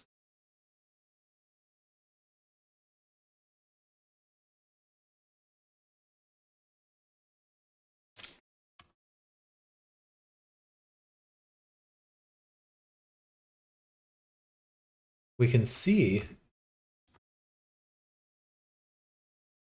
each edge. I'm doing that. You can actually see the factor quite easily.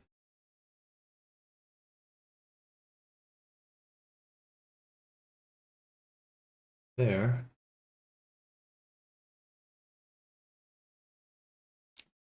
Okay.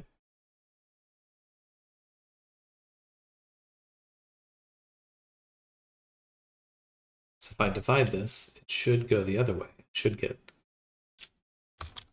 divide.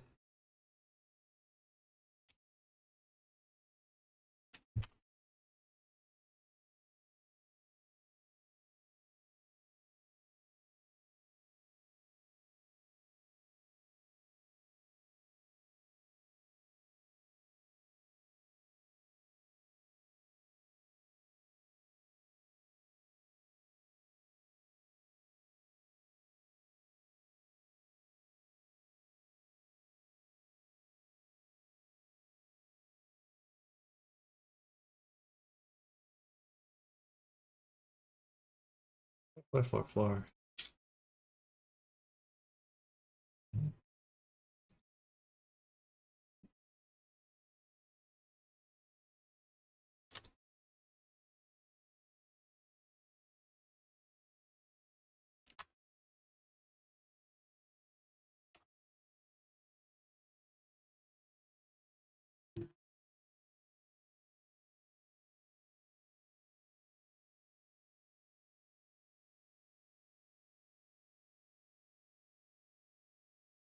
As I go up to 1, it goes around till it closes, which is useful.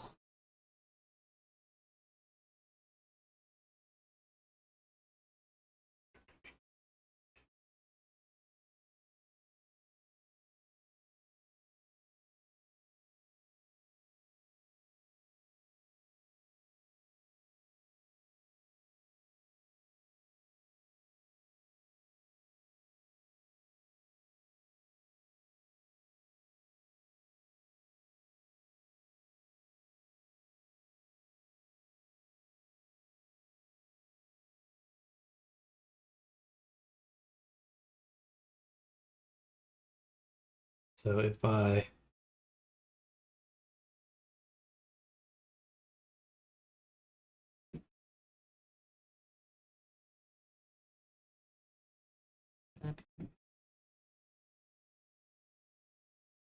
had some way to map those values.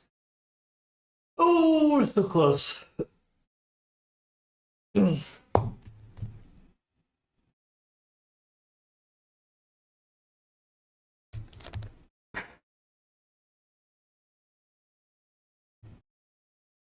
Just need to be able to select them. So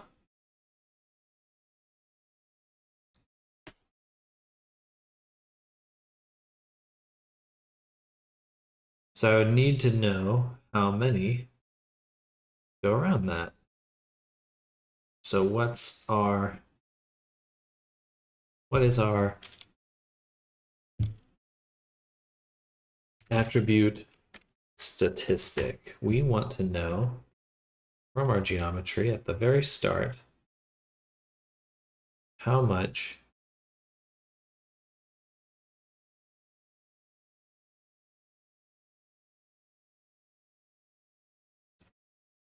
there is. Index.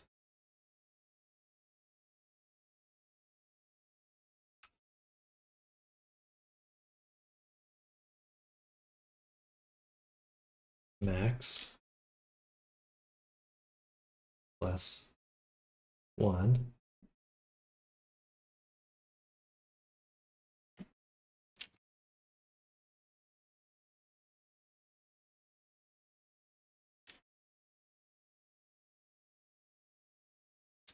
And then we do the wrap.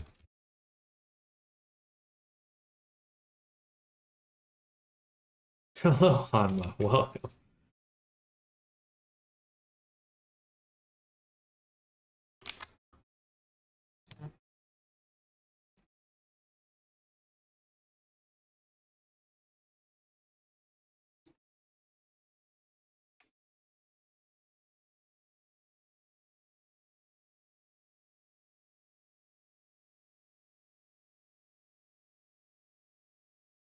I guess it'd just be 1 divided by this plugged into here. Or something very close to that. How are you doing, Hanma? What are you up to?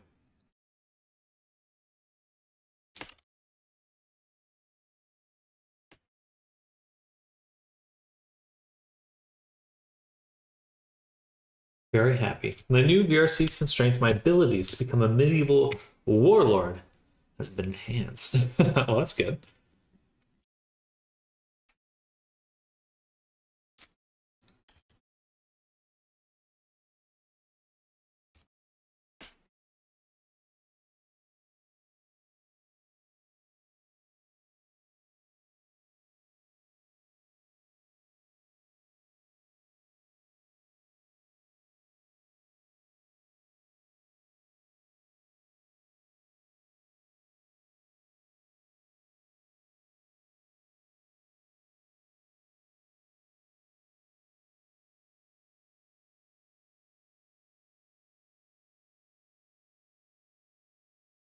Very close to this. So I think that maybe I already am selecting the columns.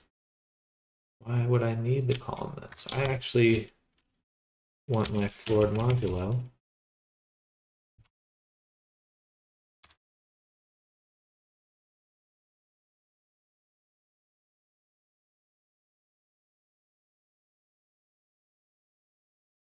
I would like to view this now, please.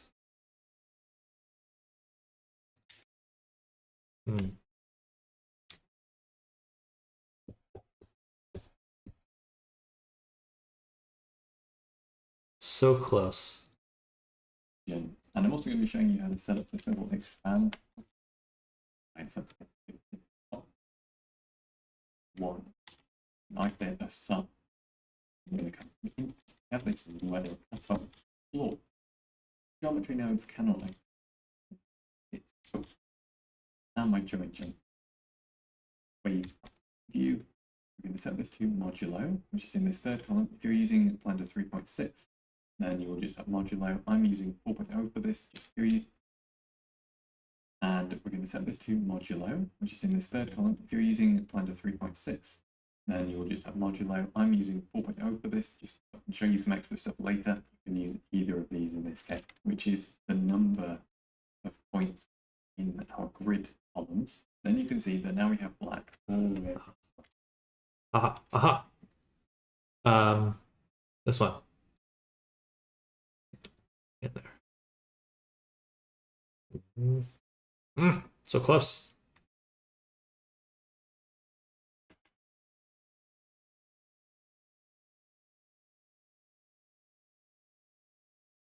So close.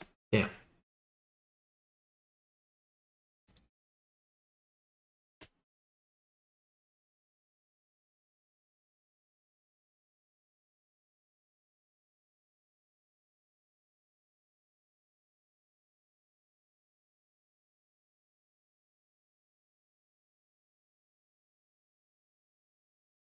So what did modulo just do?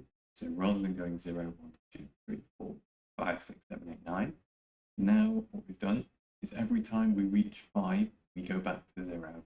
And now we go 0, Okay. We're using the wrong value. We're using this factor. Why can't I just use factor?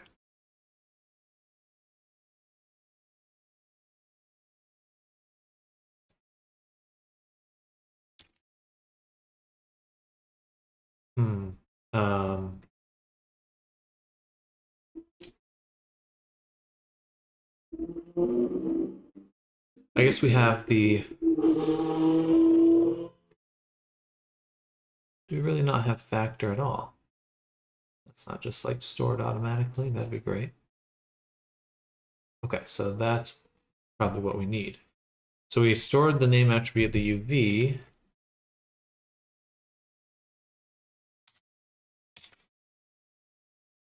What we want now is when we do curve to mesh, we want to store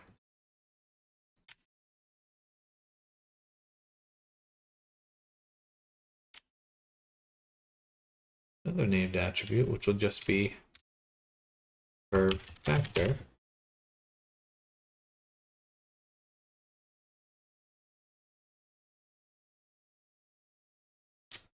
And we'll go ahead and capture an attribute here. Float point factor, line factor, and we'll pass that along. Okay, so now we have a factor. Good. So now when we go back over here, when we're using these values, I don't want this factor, I want curve factor. Now I'd like to see that. What does that look like? Whoa. Okay, that's good. That's really good. And then for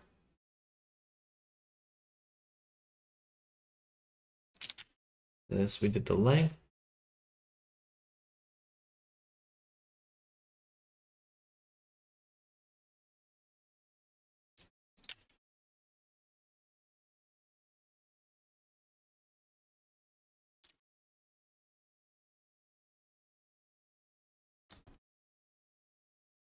If I had the amount of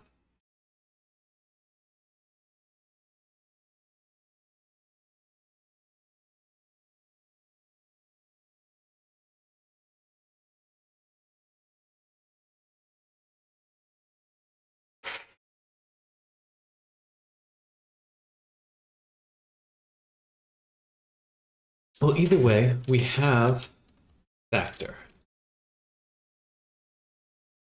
Like that.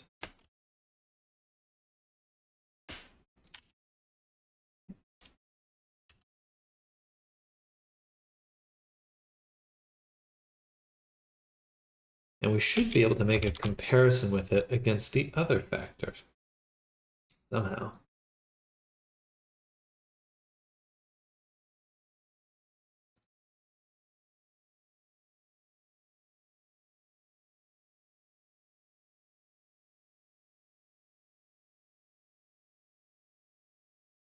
We have from the beginning to end and then the sides. Both of those are saved now.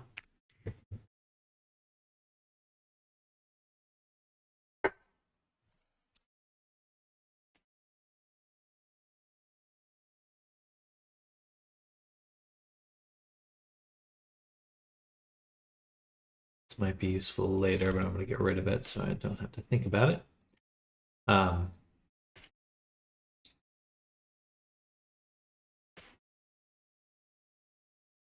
So what I'd want, so we can either do the length. We have the length of each curve. We have a factor from 0 to 1. And what we'd want is the number of points, NP, number of points along here. And then if we did a wrap, that should work. So I think that if we store one other attribute that we can capture here from our curve, so capture another,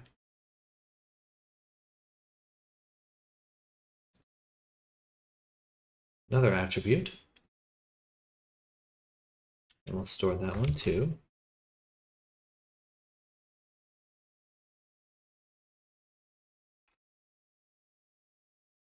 And what we'll store in this one is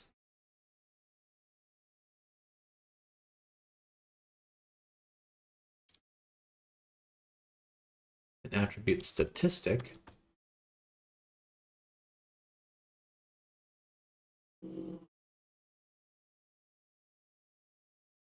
from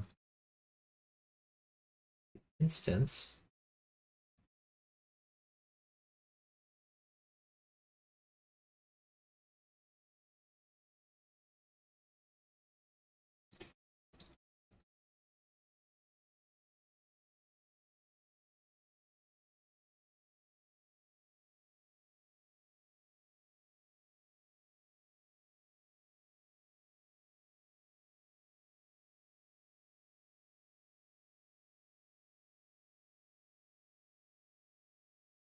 let me look up something else. So Blender get edge perpendicular to factor.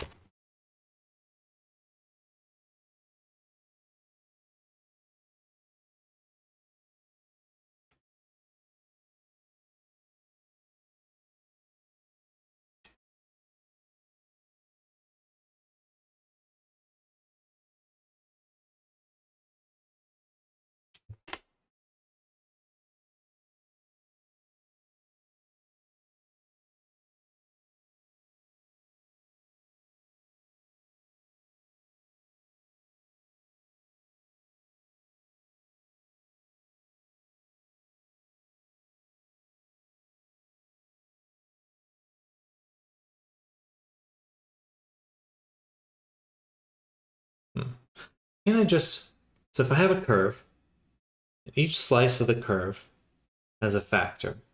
So if I take an edge and I make it look at another edge, and we go, hey, how far apart is our factor? Oh, it's not that far apart. Can't we just compare those directly? So let's get rid of our viewer here. And if I was going to, can I just take the curve factor, compare it to itself,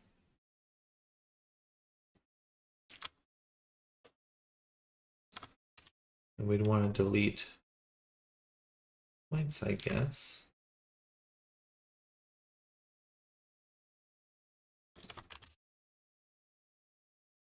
Float equals.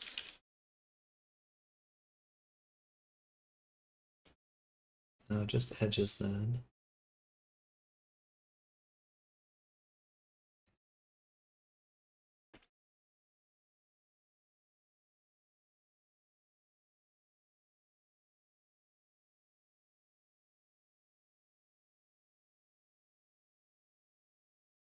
I started the slow adventure of building a proper world, just shoved all my D&D props in there to experiment with. Ooh, exciting. Very exciting.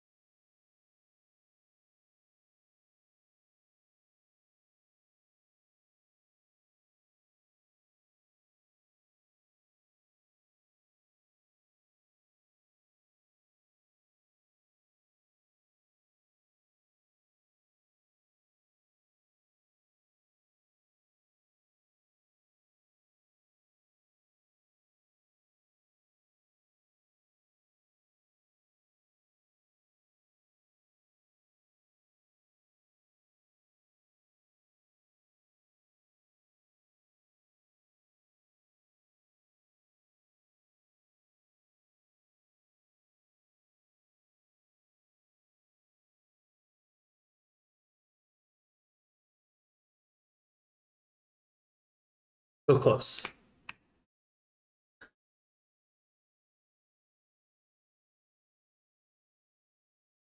Ah, of course. Okay. Okay. Here's what it is.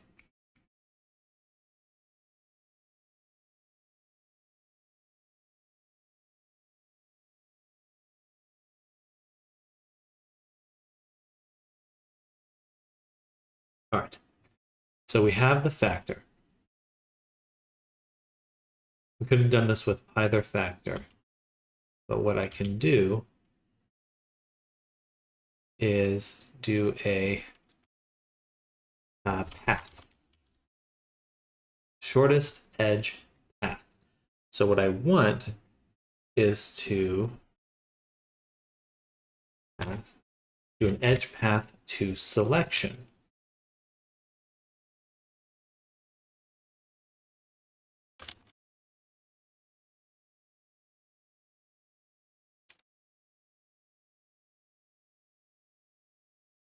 So what we want is compare equal, and if our attribute, if they equal 0, that's good, or if they equal 1, that's our start and end. Right, so we'll say start vertices is that one, and end one is that one. Pass the index cost into there. That's our selection. So close. Okay. Still close. Why didn't it get all of them?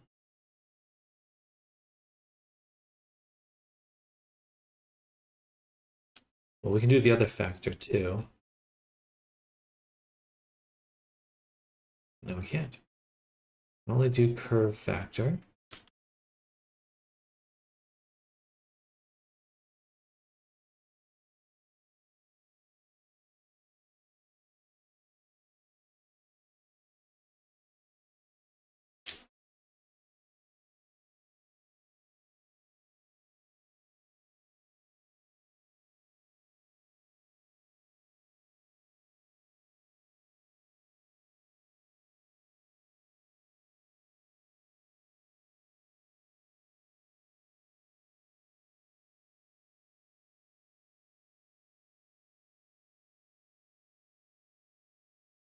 Get all of them. Let's set this to float.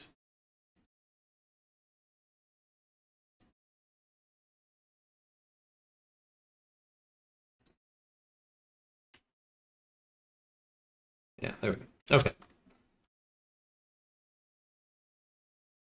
Cool. And so now we can just do a compare or a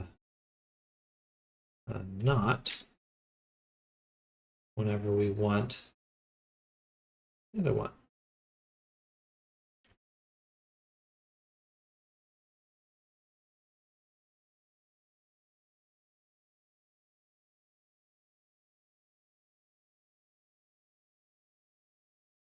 All right.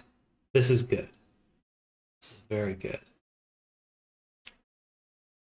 So now, I don't want to delete actually.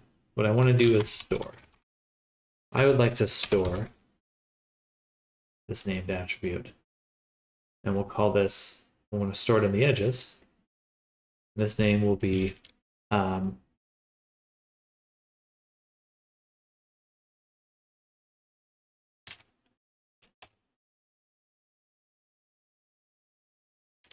edge direction. Makes sense, because it's either one way or the other. And what we want to do is take this selection and save it as a bool on the edge.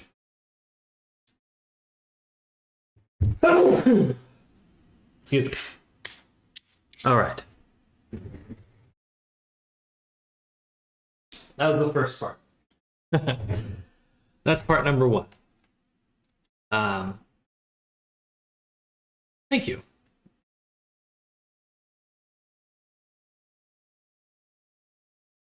We don't need this one anymore.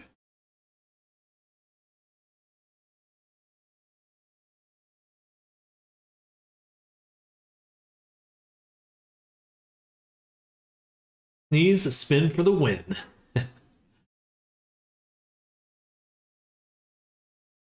I do want to view this one more time.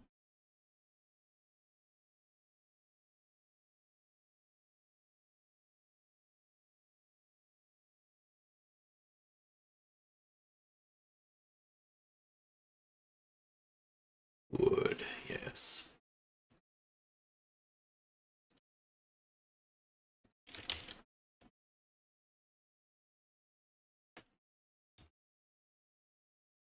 Okay, so now the other hard part is what we need to do is take our UV islands, and we're going to straighten them out by each selection, and then save those values. Okay.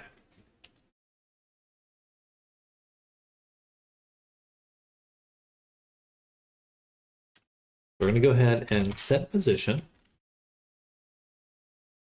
of our geometry. I'm going to link this to a viewer so I can save it. I want to use our named attribute UV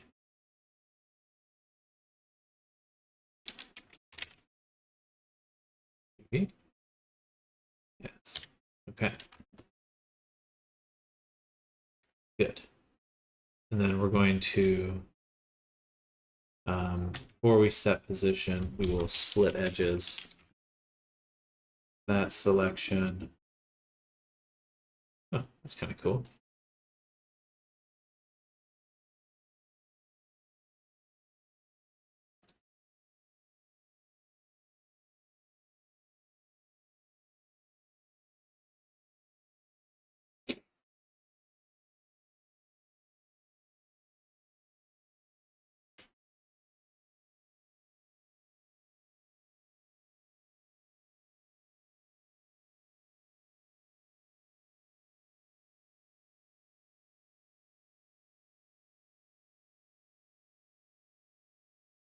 Doesn't look orderly at all.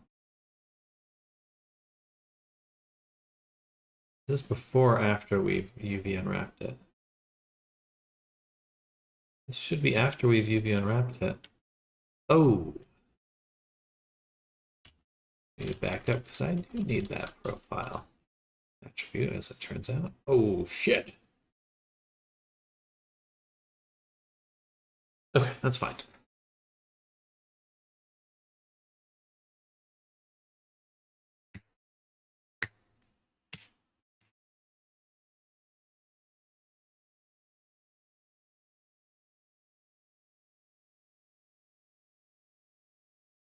We can't back up now, but we do know how we captured that attribute last time.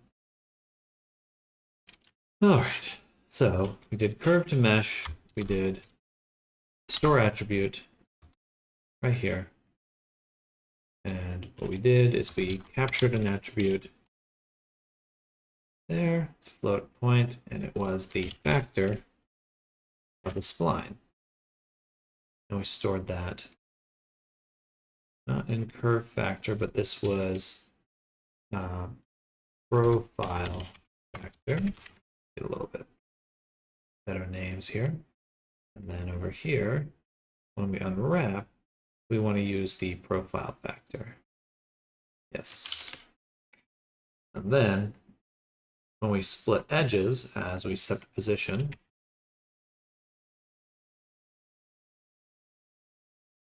guess what we're going to use as our selection? We're going to use our named attribute profile factor.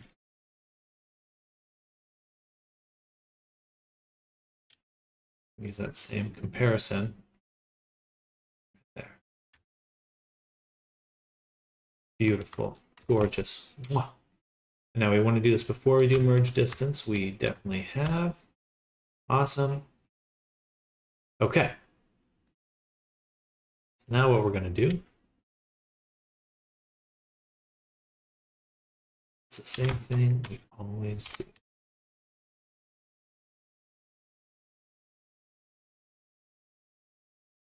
We're going to scale elements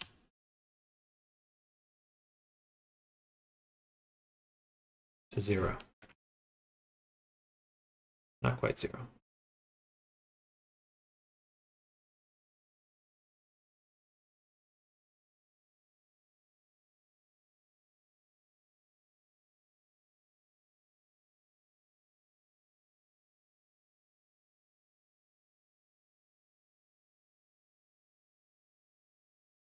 We're going to use our other selection,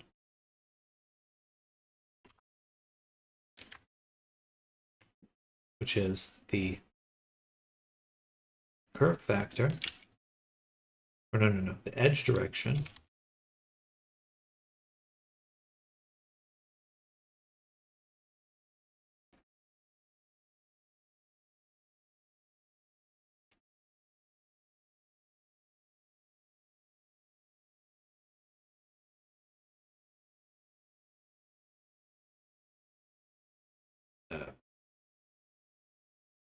can I just use this selection directly?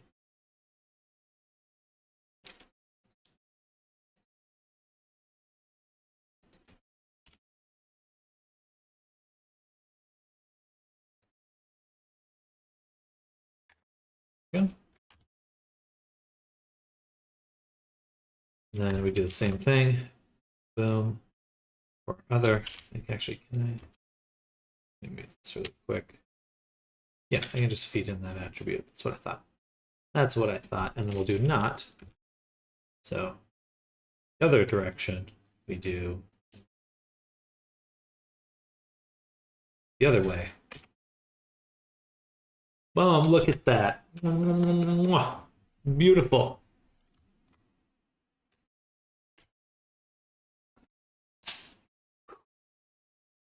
Okay.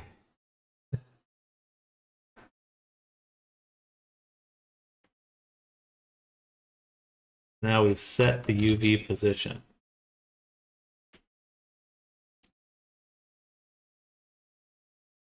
And so we do want to store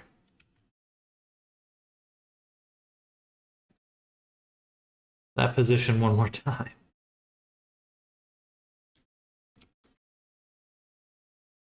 We want to store a vector on the face corner. No, a 2D vector on the face corner with a UV map. I believe that's what we're saving down here.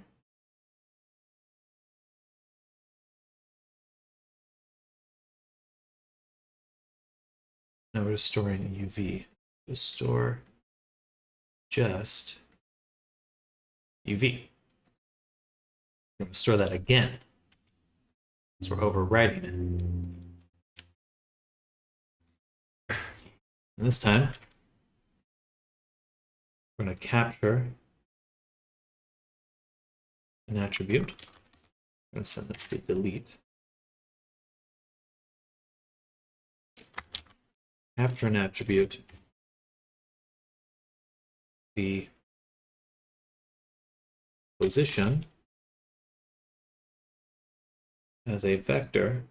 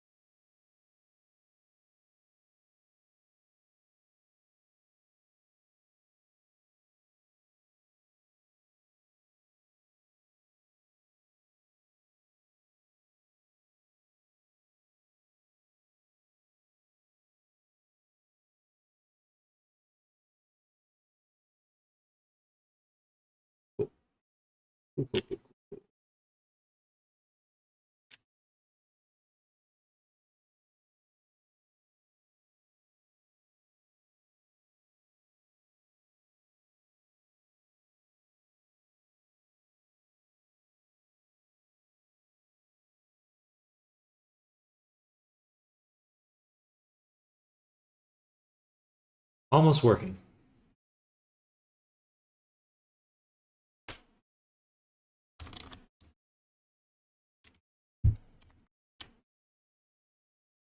Remove the named attribute UV.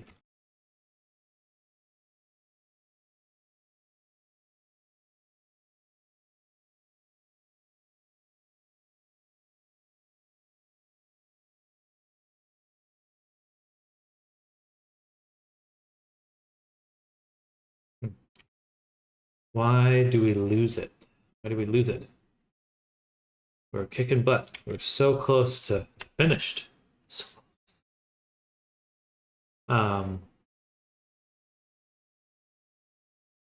Well, we don't have to store this as UV.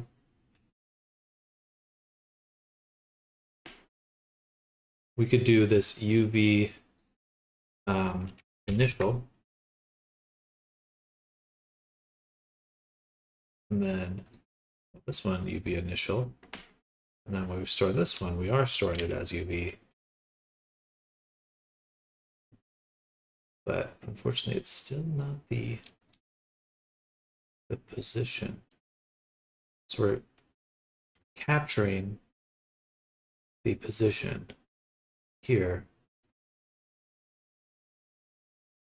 and sending it over. Because if we go to the viewer, we've got everything set up the way it really should be. The way it really should be. And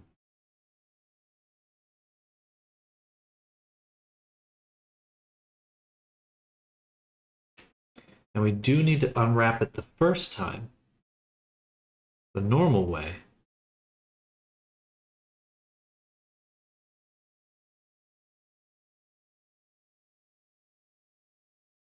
Well,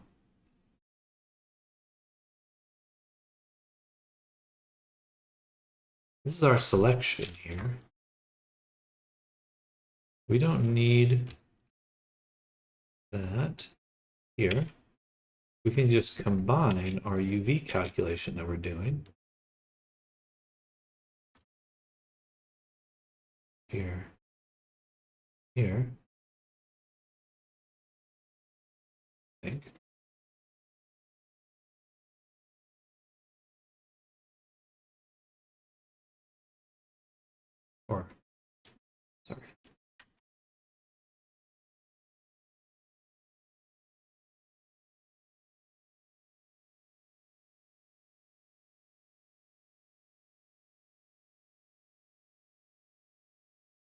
here.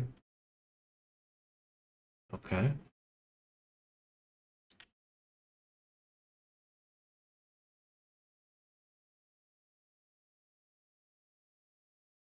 But at this point,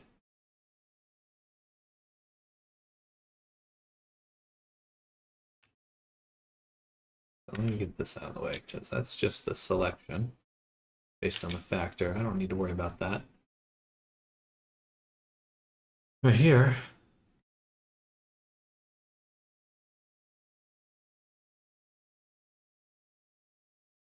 we do all this work to initially UV unwrap it. Right here. This is the initial unwrap. Right there. But then we use that to set the position. Don't think we need to even store it here. We can just get rid of that and replace this named attribute with position. Yes. Okay. So now, created this position value. Do you even try to work on all of your pipeline inside Resonate? I wonder if that's even possible. I don't think modeling techniques will be in that spot. It's not there yet for the modeling, that's for sure. What you could do is be in Resonate while you're working in Blender. And that's almost close. Almost close.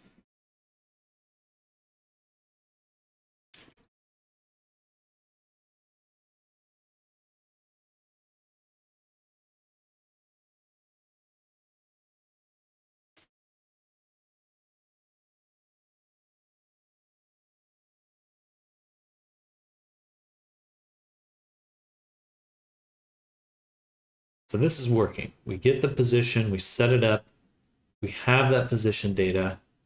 We're trying to capture it and send it back to our initial geometry. But it doesn't want to hold on to it. It doesn't want to use it at all. What if I just do float, or sorry, vector points, UV map, UV. We are storing the correct stuff. It just doesn't want to come back together and be useful. Maybe it's this. Just going to keep that muted for a little bit. But if we go right here, link to viewer, we have everything positioned. We have everything straightened out. That is what we want. This is the whole point. It's the whole fucking point of doing all of that. I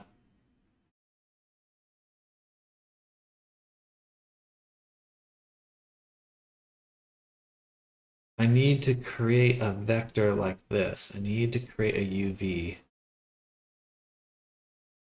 I would assume just feeding in the position would work. I don't think that is. We have to save it as a 2D vector on the face corner. So there's something about when I'm capturing it, I need to do some sort of processing here. So we're going to do separate XYZ. We'll take our position, and we'll combine XYZ.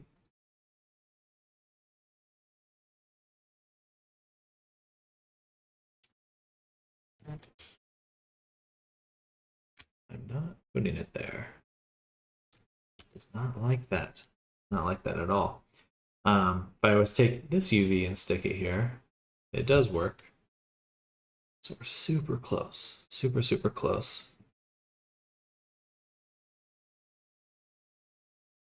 There's just something about capture attribute and vector point.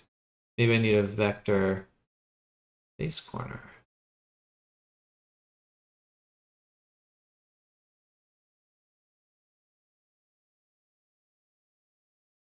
Capture the position.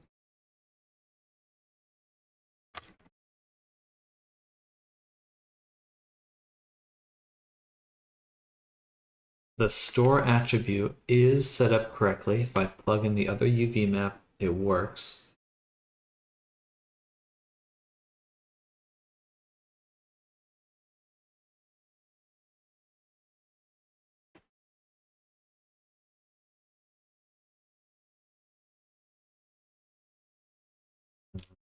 Blender, GeoNode, save UV.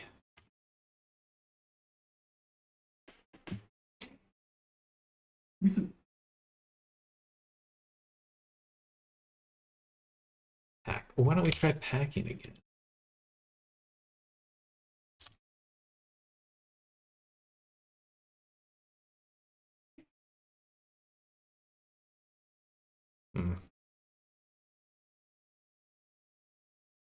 What if I took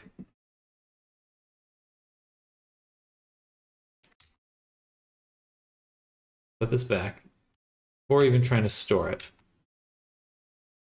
We captured that attribute, or we don't even have to do that. We could, or actually we do.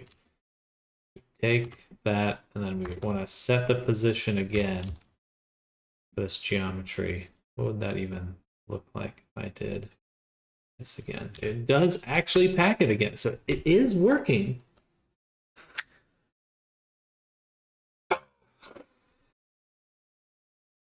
It just doesn't want to accept it back in.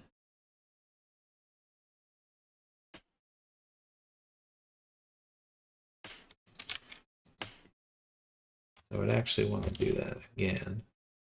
I want the packed one right there. Just don't like it. Just don't like it. There is a something. There's a node like domain. Evaluate on domain.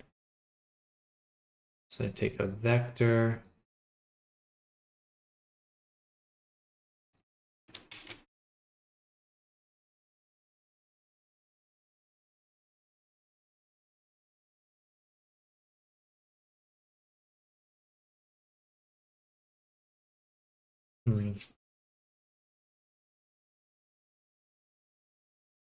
Store named attribute UVs, plural.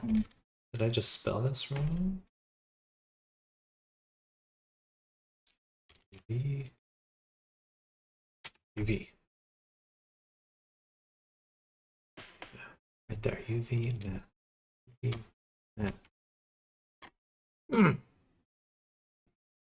This should work. This should be working. Like still, oh no, I mean opening Blender Substance Unity inside Resonite, like still working on programs, but inside Resonite. I mean, you can always overlay your virtual desktop or other screens through Steam VR or other apps into your virtual view. It wouldn't show up for anyone else, but yes, you can do that.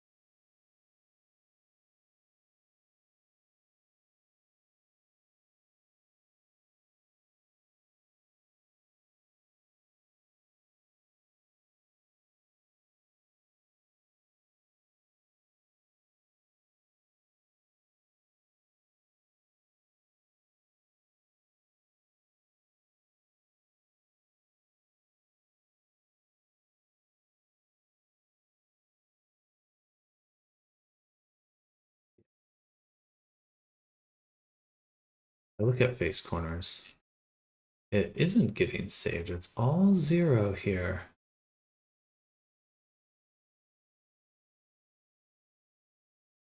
And it's still all 0 here.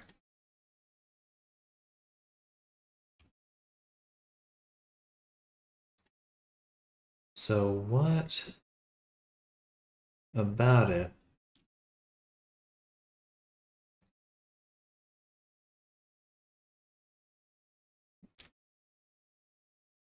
How come I just can't store that?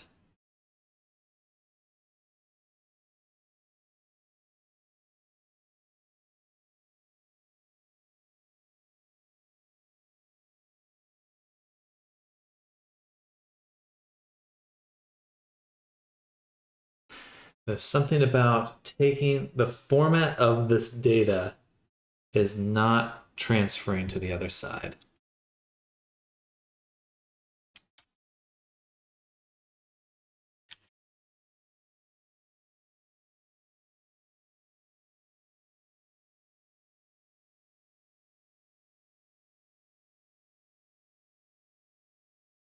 Excuse me.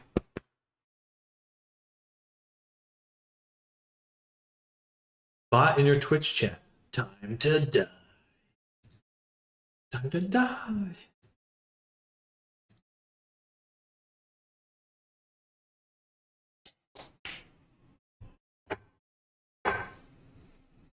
It didn't load my chat.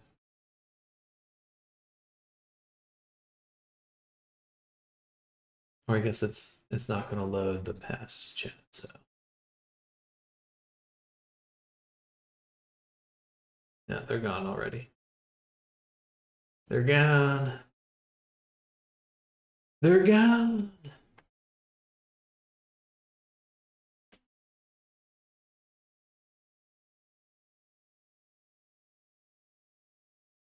So I think something about how I branch off here. The moment I turn this into a separate chunk of geometry, I don't think the capture attribute node is what I need. Actually, let me look at this one more time in the viewer. I should be able to look directly at this attribute here. I see a bunch of values, so.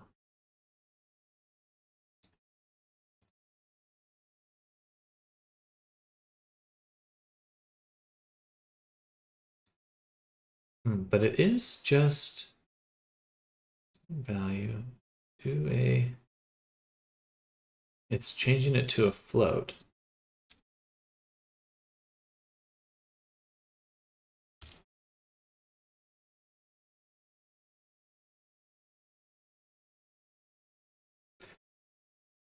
But it's all 0 here.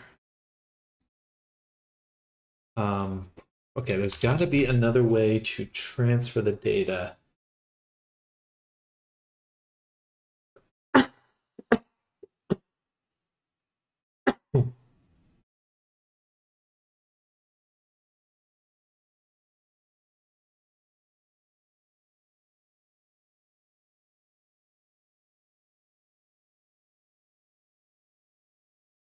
Okay.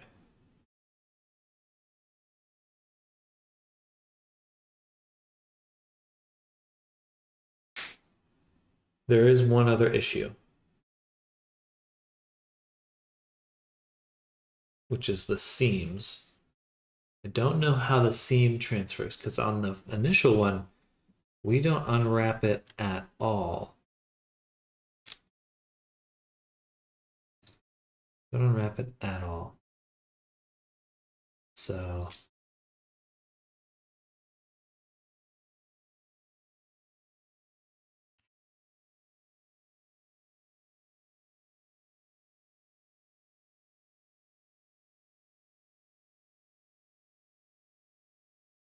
perhaps it does need to be unwrapped before the position's set.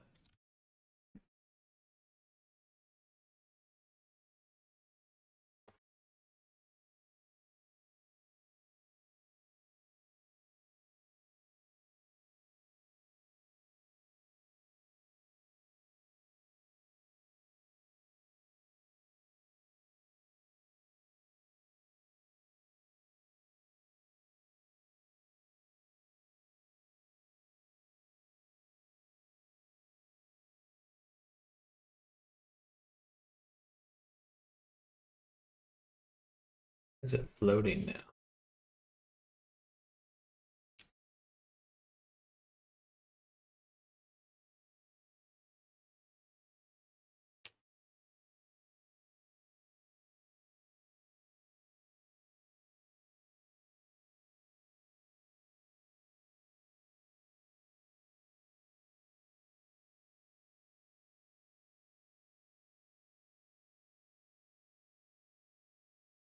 Interesting.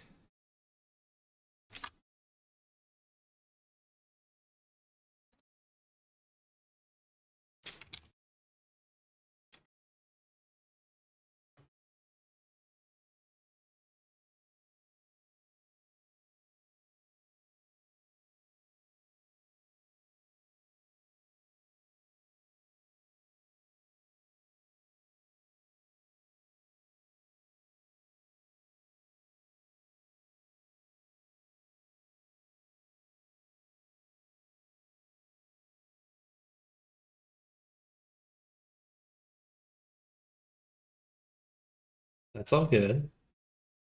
We unwrap it. Awesome. Then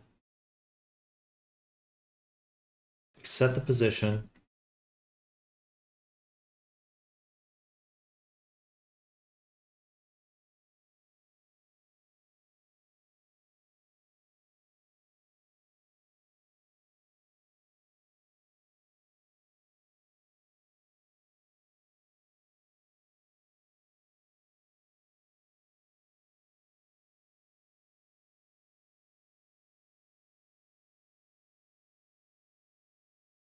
So the moment we take our geo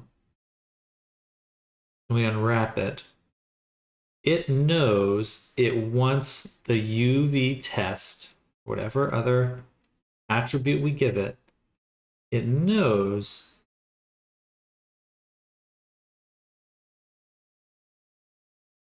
it's setting it. Doesn't matter the name.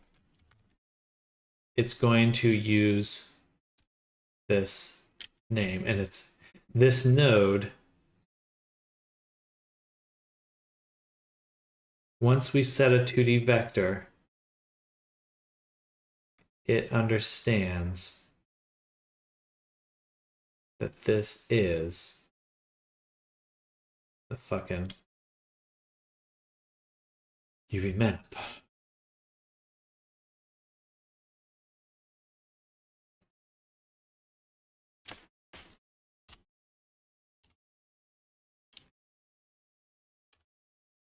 But I want to overwrite that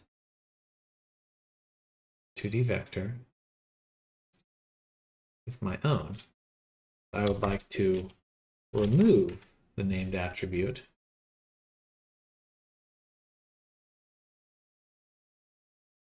Which I will call UV. Make sure they match.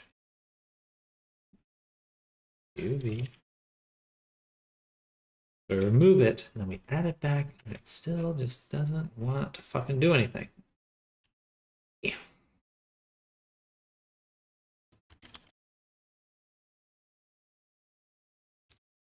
Maybe I need to join the geometry here.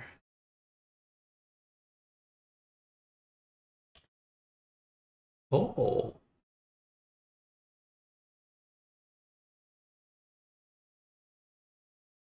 Okay.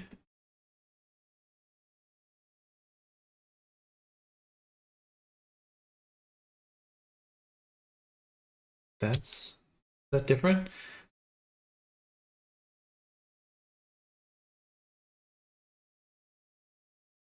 It is different. Okay, so where I'm joining it does matter. Okay, that could explain it. Why it's been so weird. Hey. Top Cats, thank you for the follow. Welcome to the stream. Hello, hello. Sorry, Sam, I'm a bit at a loss here. All of these nodes keep the low and high in the same position. So this is actually a kind of a long-term vision for this system. But basically here, I want a system where I can give take any hair curves and automatically create my low and high poly from those hair curves. A big part of that, though, is being able to bake them. And if I don't make the UV maps in the geometry nodes, then I have to mesh them and redo the UV maps manually every time. So I kind of am forced to, not necessarily forced to, but I have to do it here. So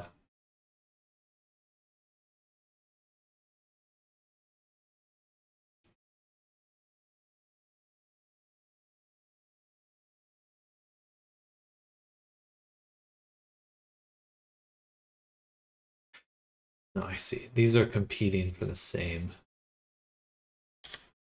thing. No, they look perfect.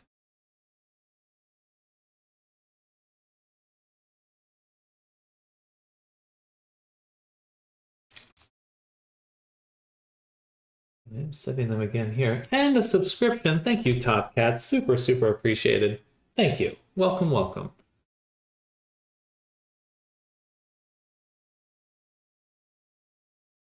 We're doing some bullshit right now. I'm trying to figure this stuff out. So, appreciate you coming by. All right, what it is, here's the deal. When I'm storing it, capturing and storing it, I'm storing it for a different set of points. I need to, when I transfer this data, it can't just be storing it. I have to do some sort of conversion right here to get it to the correct set of points. So I need to do something here. I believe there's some sort of transfer thing. Attribute, store, capture, blur.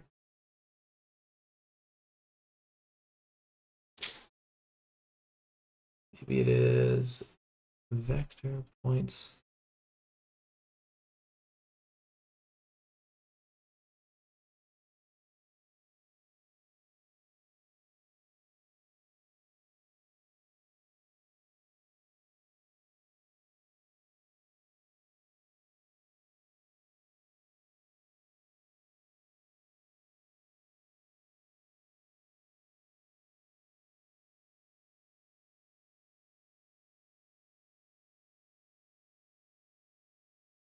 Something about transferring the values.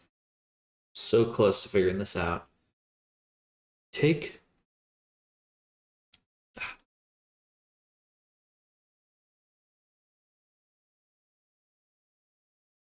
GeoNode transfer attribute,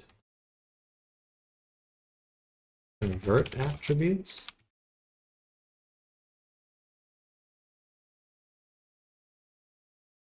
Between indices. Ooh, I want to crack my neck.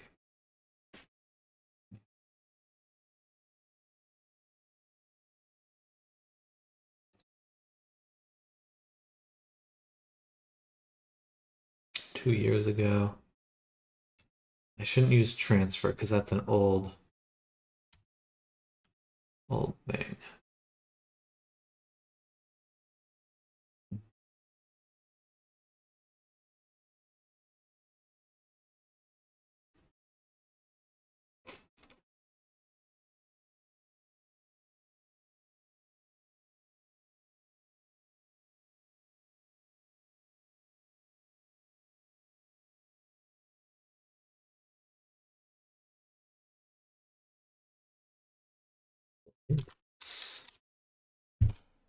Mm. Okay, rather than capture attribute.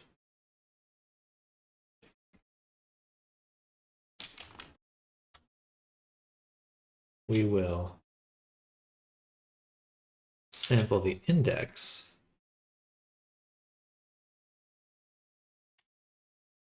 and we want a vector for each point.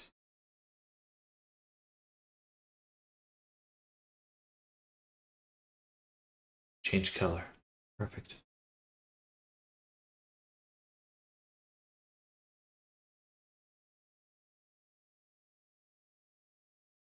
Ho, ho, ho.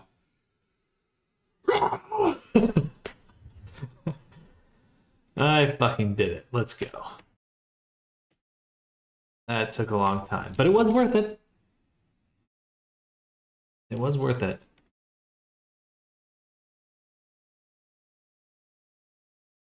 Oh, all right. Well, just in time for lunch.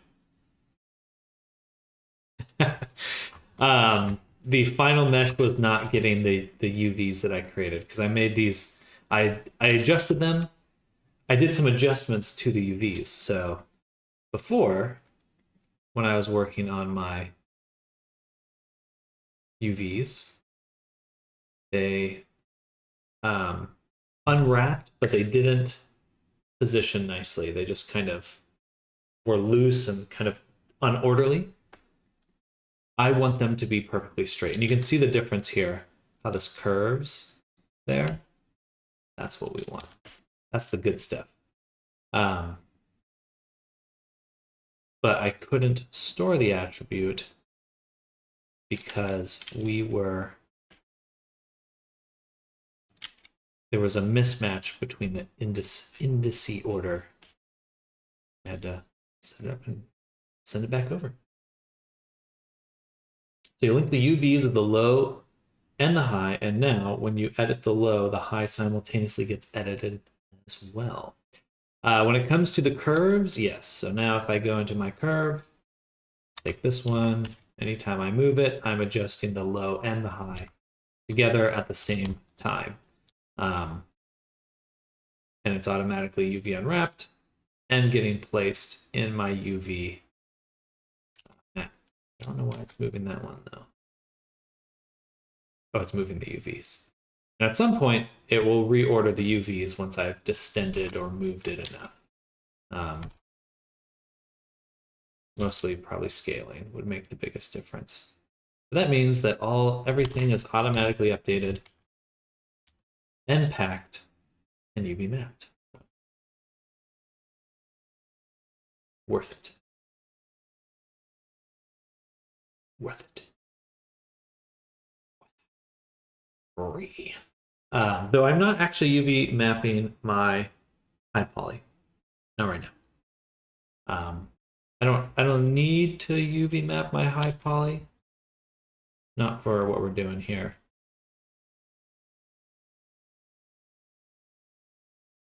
But this will save me countless hours in the future. All right. So now I can adjust them. We got our explodey version. Let's go ahead and save a backup copy right now. We'll call this 2 or 12. Hair bake system create. Save. Okay. So now both meshes can be edited at the same time, but if you add delete loops from the high, it won't alter the low. There's no loops. We're just using curves. Everything is built from the curves. So there's no mesh editing here. It just makes the meshes for me, if that makes sense. All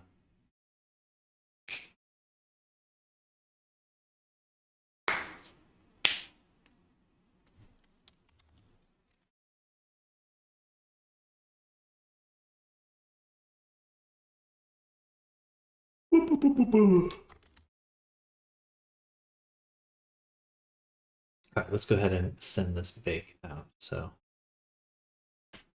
here's the high poly. We'll go ahead and export.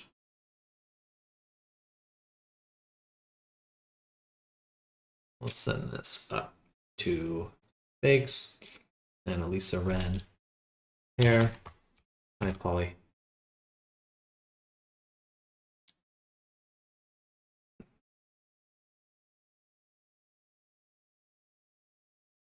And then we'll do low poly.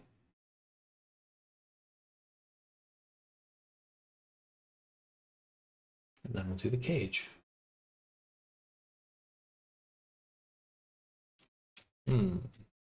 I didn't merge them yet. Okay, so we might have to go back and get the tips merged. The tips merged. Okay, let me go here. File new. Select. Fakes. Hair. This path. I may not need to do that, but I'm going to save. And now we can do mode bake. Save it first. And this here. Yeah, so in the future, when I make hair, when I use curves to make my hair, I will automatically be getting a system ready to bake, because I can work on just the high poly hair, edit things, move things around, get it positioned, and then it's automatically going to create my low poly version that's automatically UV unwrapped with a cage. So I don't have to do any of that by hand moving forward. I still have to export it by hand, but I won't make it by hand.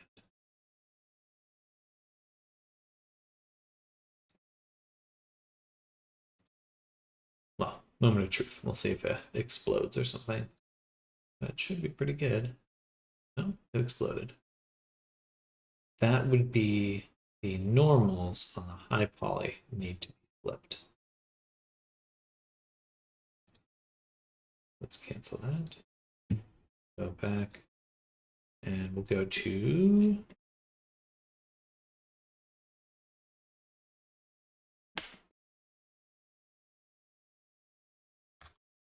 flip bases right here.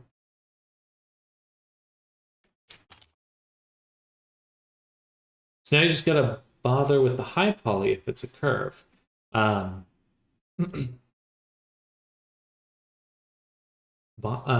quite sure what you mean by bother, but yeah, I basically just be making one curve. No need to do anything else besides make the profiles, which are the shape that gets moved along the curve.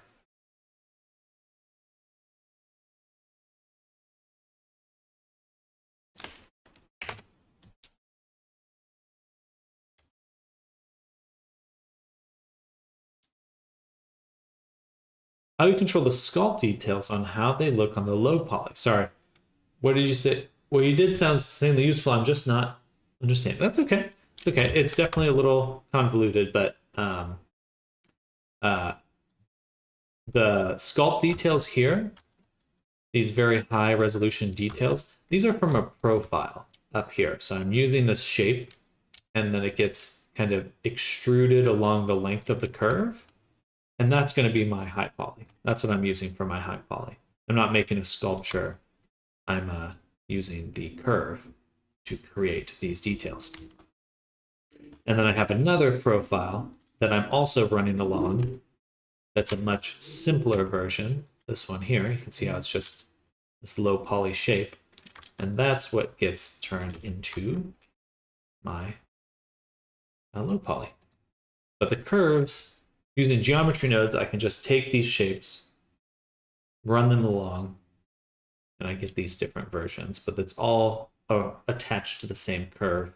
So all I need to do is edit the curve, move it, manipulate it, put it into the shape that I want, and then I can export the high poly, and I can export the low poly, bake them, and the cage. What? So it should be useful, and hopefully, but yeah, we're getting some good results already.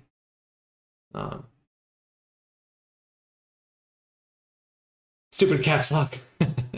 You're fine.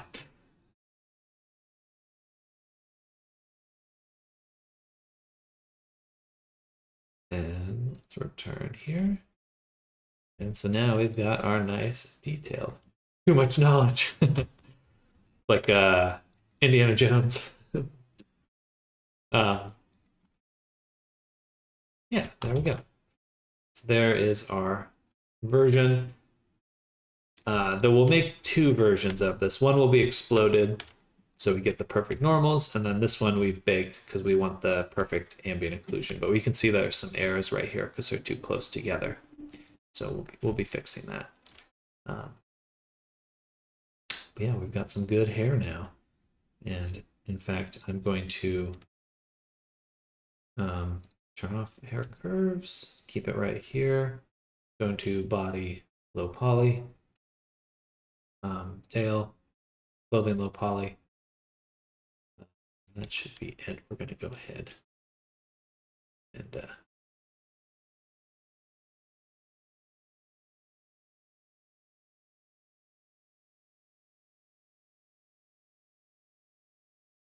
export this. I am almost getting it. Explained it sounds simple, but making it myself sounds impossible. Well, I will probably throw this up on a Gumroad for sale because I do think it's pretty useful. I think probably sell it because it's worthwhile.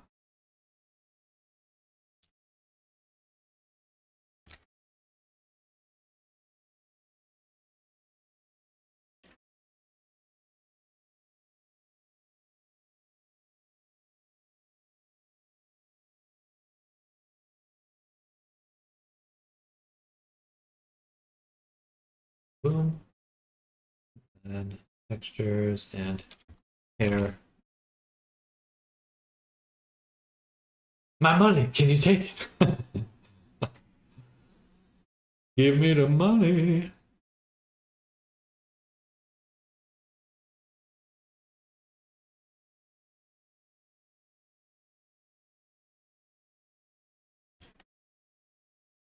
And then we can go, now we have our hair object. Go ahead and begin to add in the alpha or the base color, the normal map. Then we'll go to ambient occlusion, drop that in right here. And then rim lighting, that's fine. This rim lighting, we will drop in our AO again. And it's just not as shiny in certain spots. And then metallic smoothness. Ayo. Ayo. And lastly, we can slap on a really fun effect, which is the anisotropic effect. This is a really cool way to get some very realistic highlights. So we can kind of adjust these here.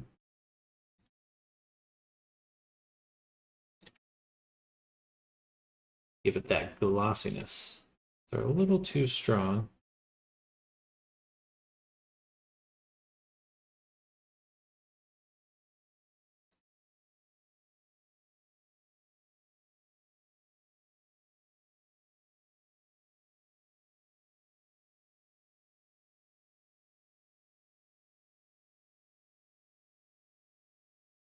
And we'll probably tweak it again with some other.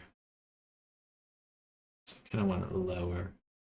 Funny, it moves different directions on some of these.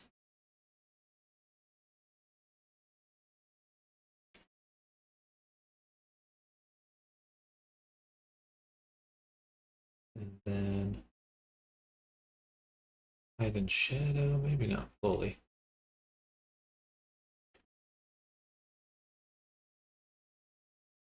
There we go. Gorgeous. Let's add a high quality compression to the hair.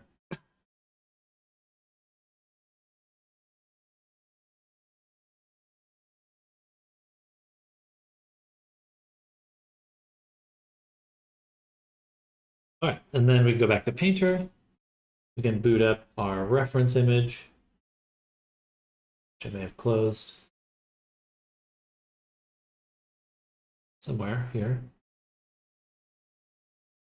because I would like to sample the colors of the hair. Like And then the roughness is a little strong. And hair is glossy, so cool. Now we can do some other very fun effects. So, interesting. It's separated them all like this. I suppose that's not bad at all, actually. I would rather have that. Yeah, fuck it. That works really well. But what we can do now is add a template flat noise, because I want to replace this noise with one of my favorite noises, anisotropic, because we can rotate it. Well, tile it. Well, let's tile it just on the X for right now. Sorry, just the Y. Lock icon does not change, but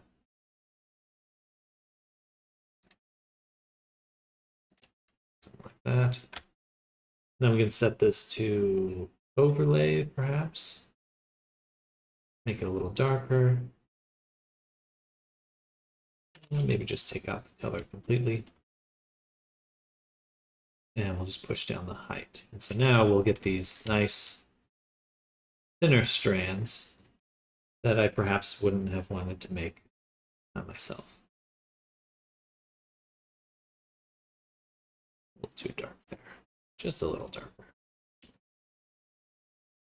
Boom. And then let's add a little blur.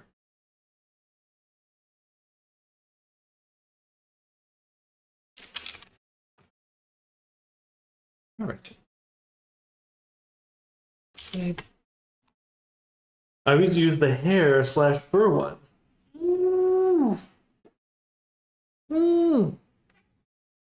Hair / fur. Substance materials.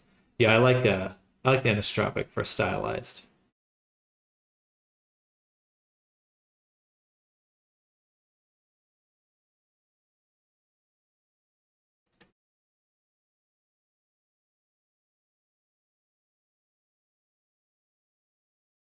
The sheen on the hair is too much. It's too much. So let's sample some of the colors I see on the reference. This nice orange. Sample it again. Make this one a little bit yellower, just a little.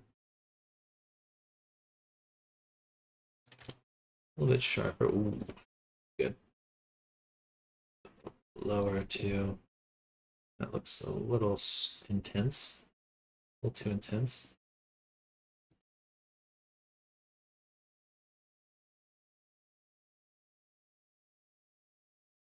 Hard to get that working properly. Oh, sorry, not power. I want to adjust the strength there. Let's do something right there. And something right there, I would say. Ooh, yeah, that looks a little wild, but it's pretty cool. A little wild, but I'm enjoying it. I think overall, yeah, I mean that looks really good right there. All right, good stuff. Let's go to the clothing, and I'm going to switch this to transparent because we'll do transparent clipping. I want just the lenses to be transparent.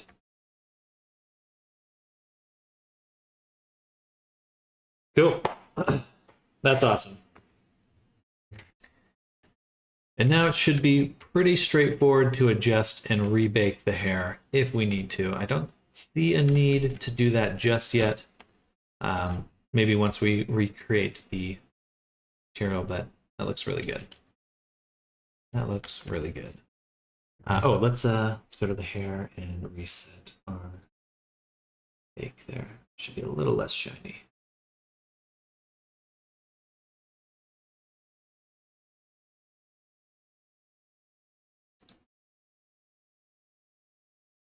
Yeah.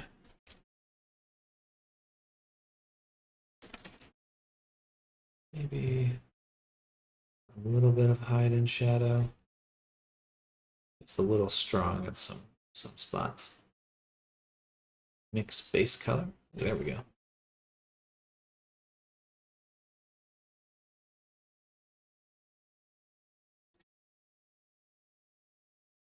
Oh yeah. Oh yeah. Oh yeah. Okay, it is time for lunch. I think we're kicking butt on this now. Should be getting to a very good point with finishing up the character very soon. We want to bake in some shadows on the body with the hair. Be nice to have some darker shadows up here, under the neck and stuff. Just help the character pop. And we switch to a nicer lighting. I should really get going, but I just can't stop right now because that came out well. It's addicting.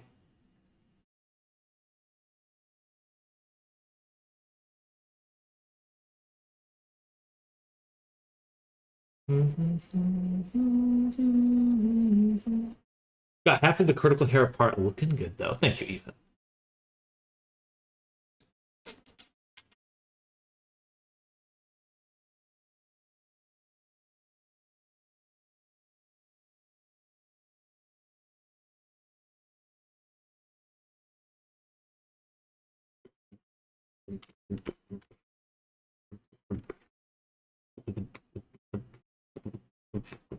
Look forward to making the tail. That's going to be really fun.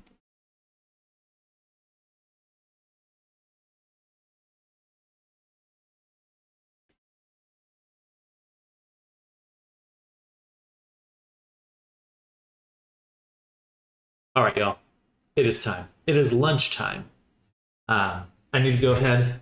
I'll be back in 2 hours. For anyone that's unfamiliar, I do break my day up into 2 streams. So we're sending the first one. I will be back in 2 hours. So if you're interested in seeing anything else I'm going to be creating, we're going to be trying to finish this character today. So we're super close. We really just have the eyes and tail, and then it's rigging. You're recycling tails over here. We're actually going to... I've been thinking about how to do tails a little bit better. I have some thoughts for this one, so I'm quite excited. But yeah, thank you again, Top Cat, for the sub. I super appreciate that. Shout out to everyone else for hanging out. See what I'm up to. It's always a blast, always really fun. Very addicting to keep this work going. If you have any questions, definitely feel free to send them my way. Oh yeah, and if you're interested in a commission or mentorship, hit me up, samdutter@gmail.com. Sorry, I got to do the promo. Got to do the promo stuff. Anyway, I'll see you all very soon. Again, I'll be back in just 2 hours. See you then. Bye, everyone.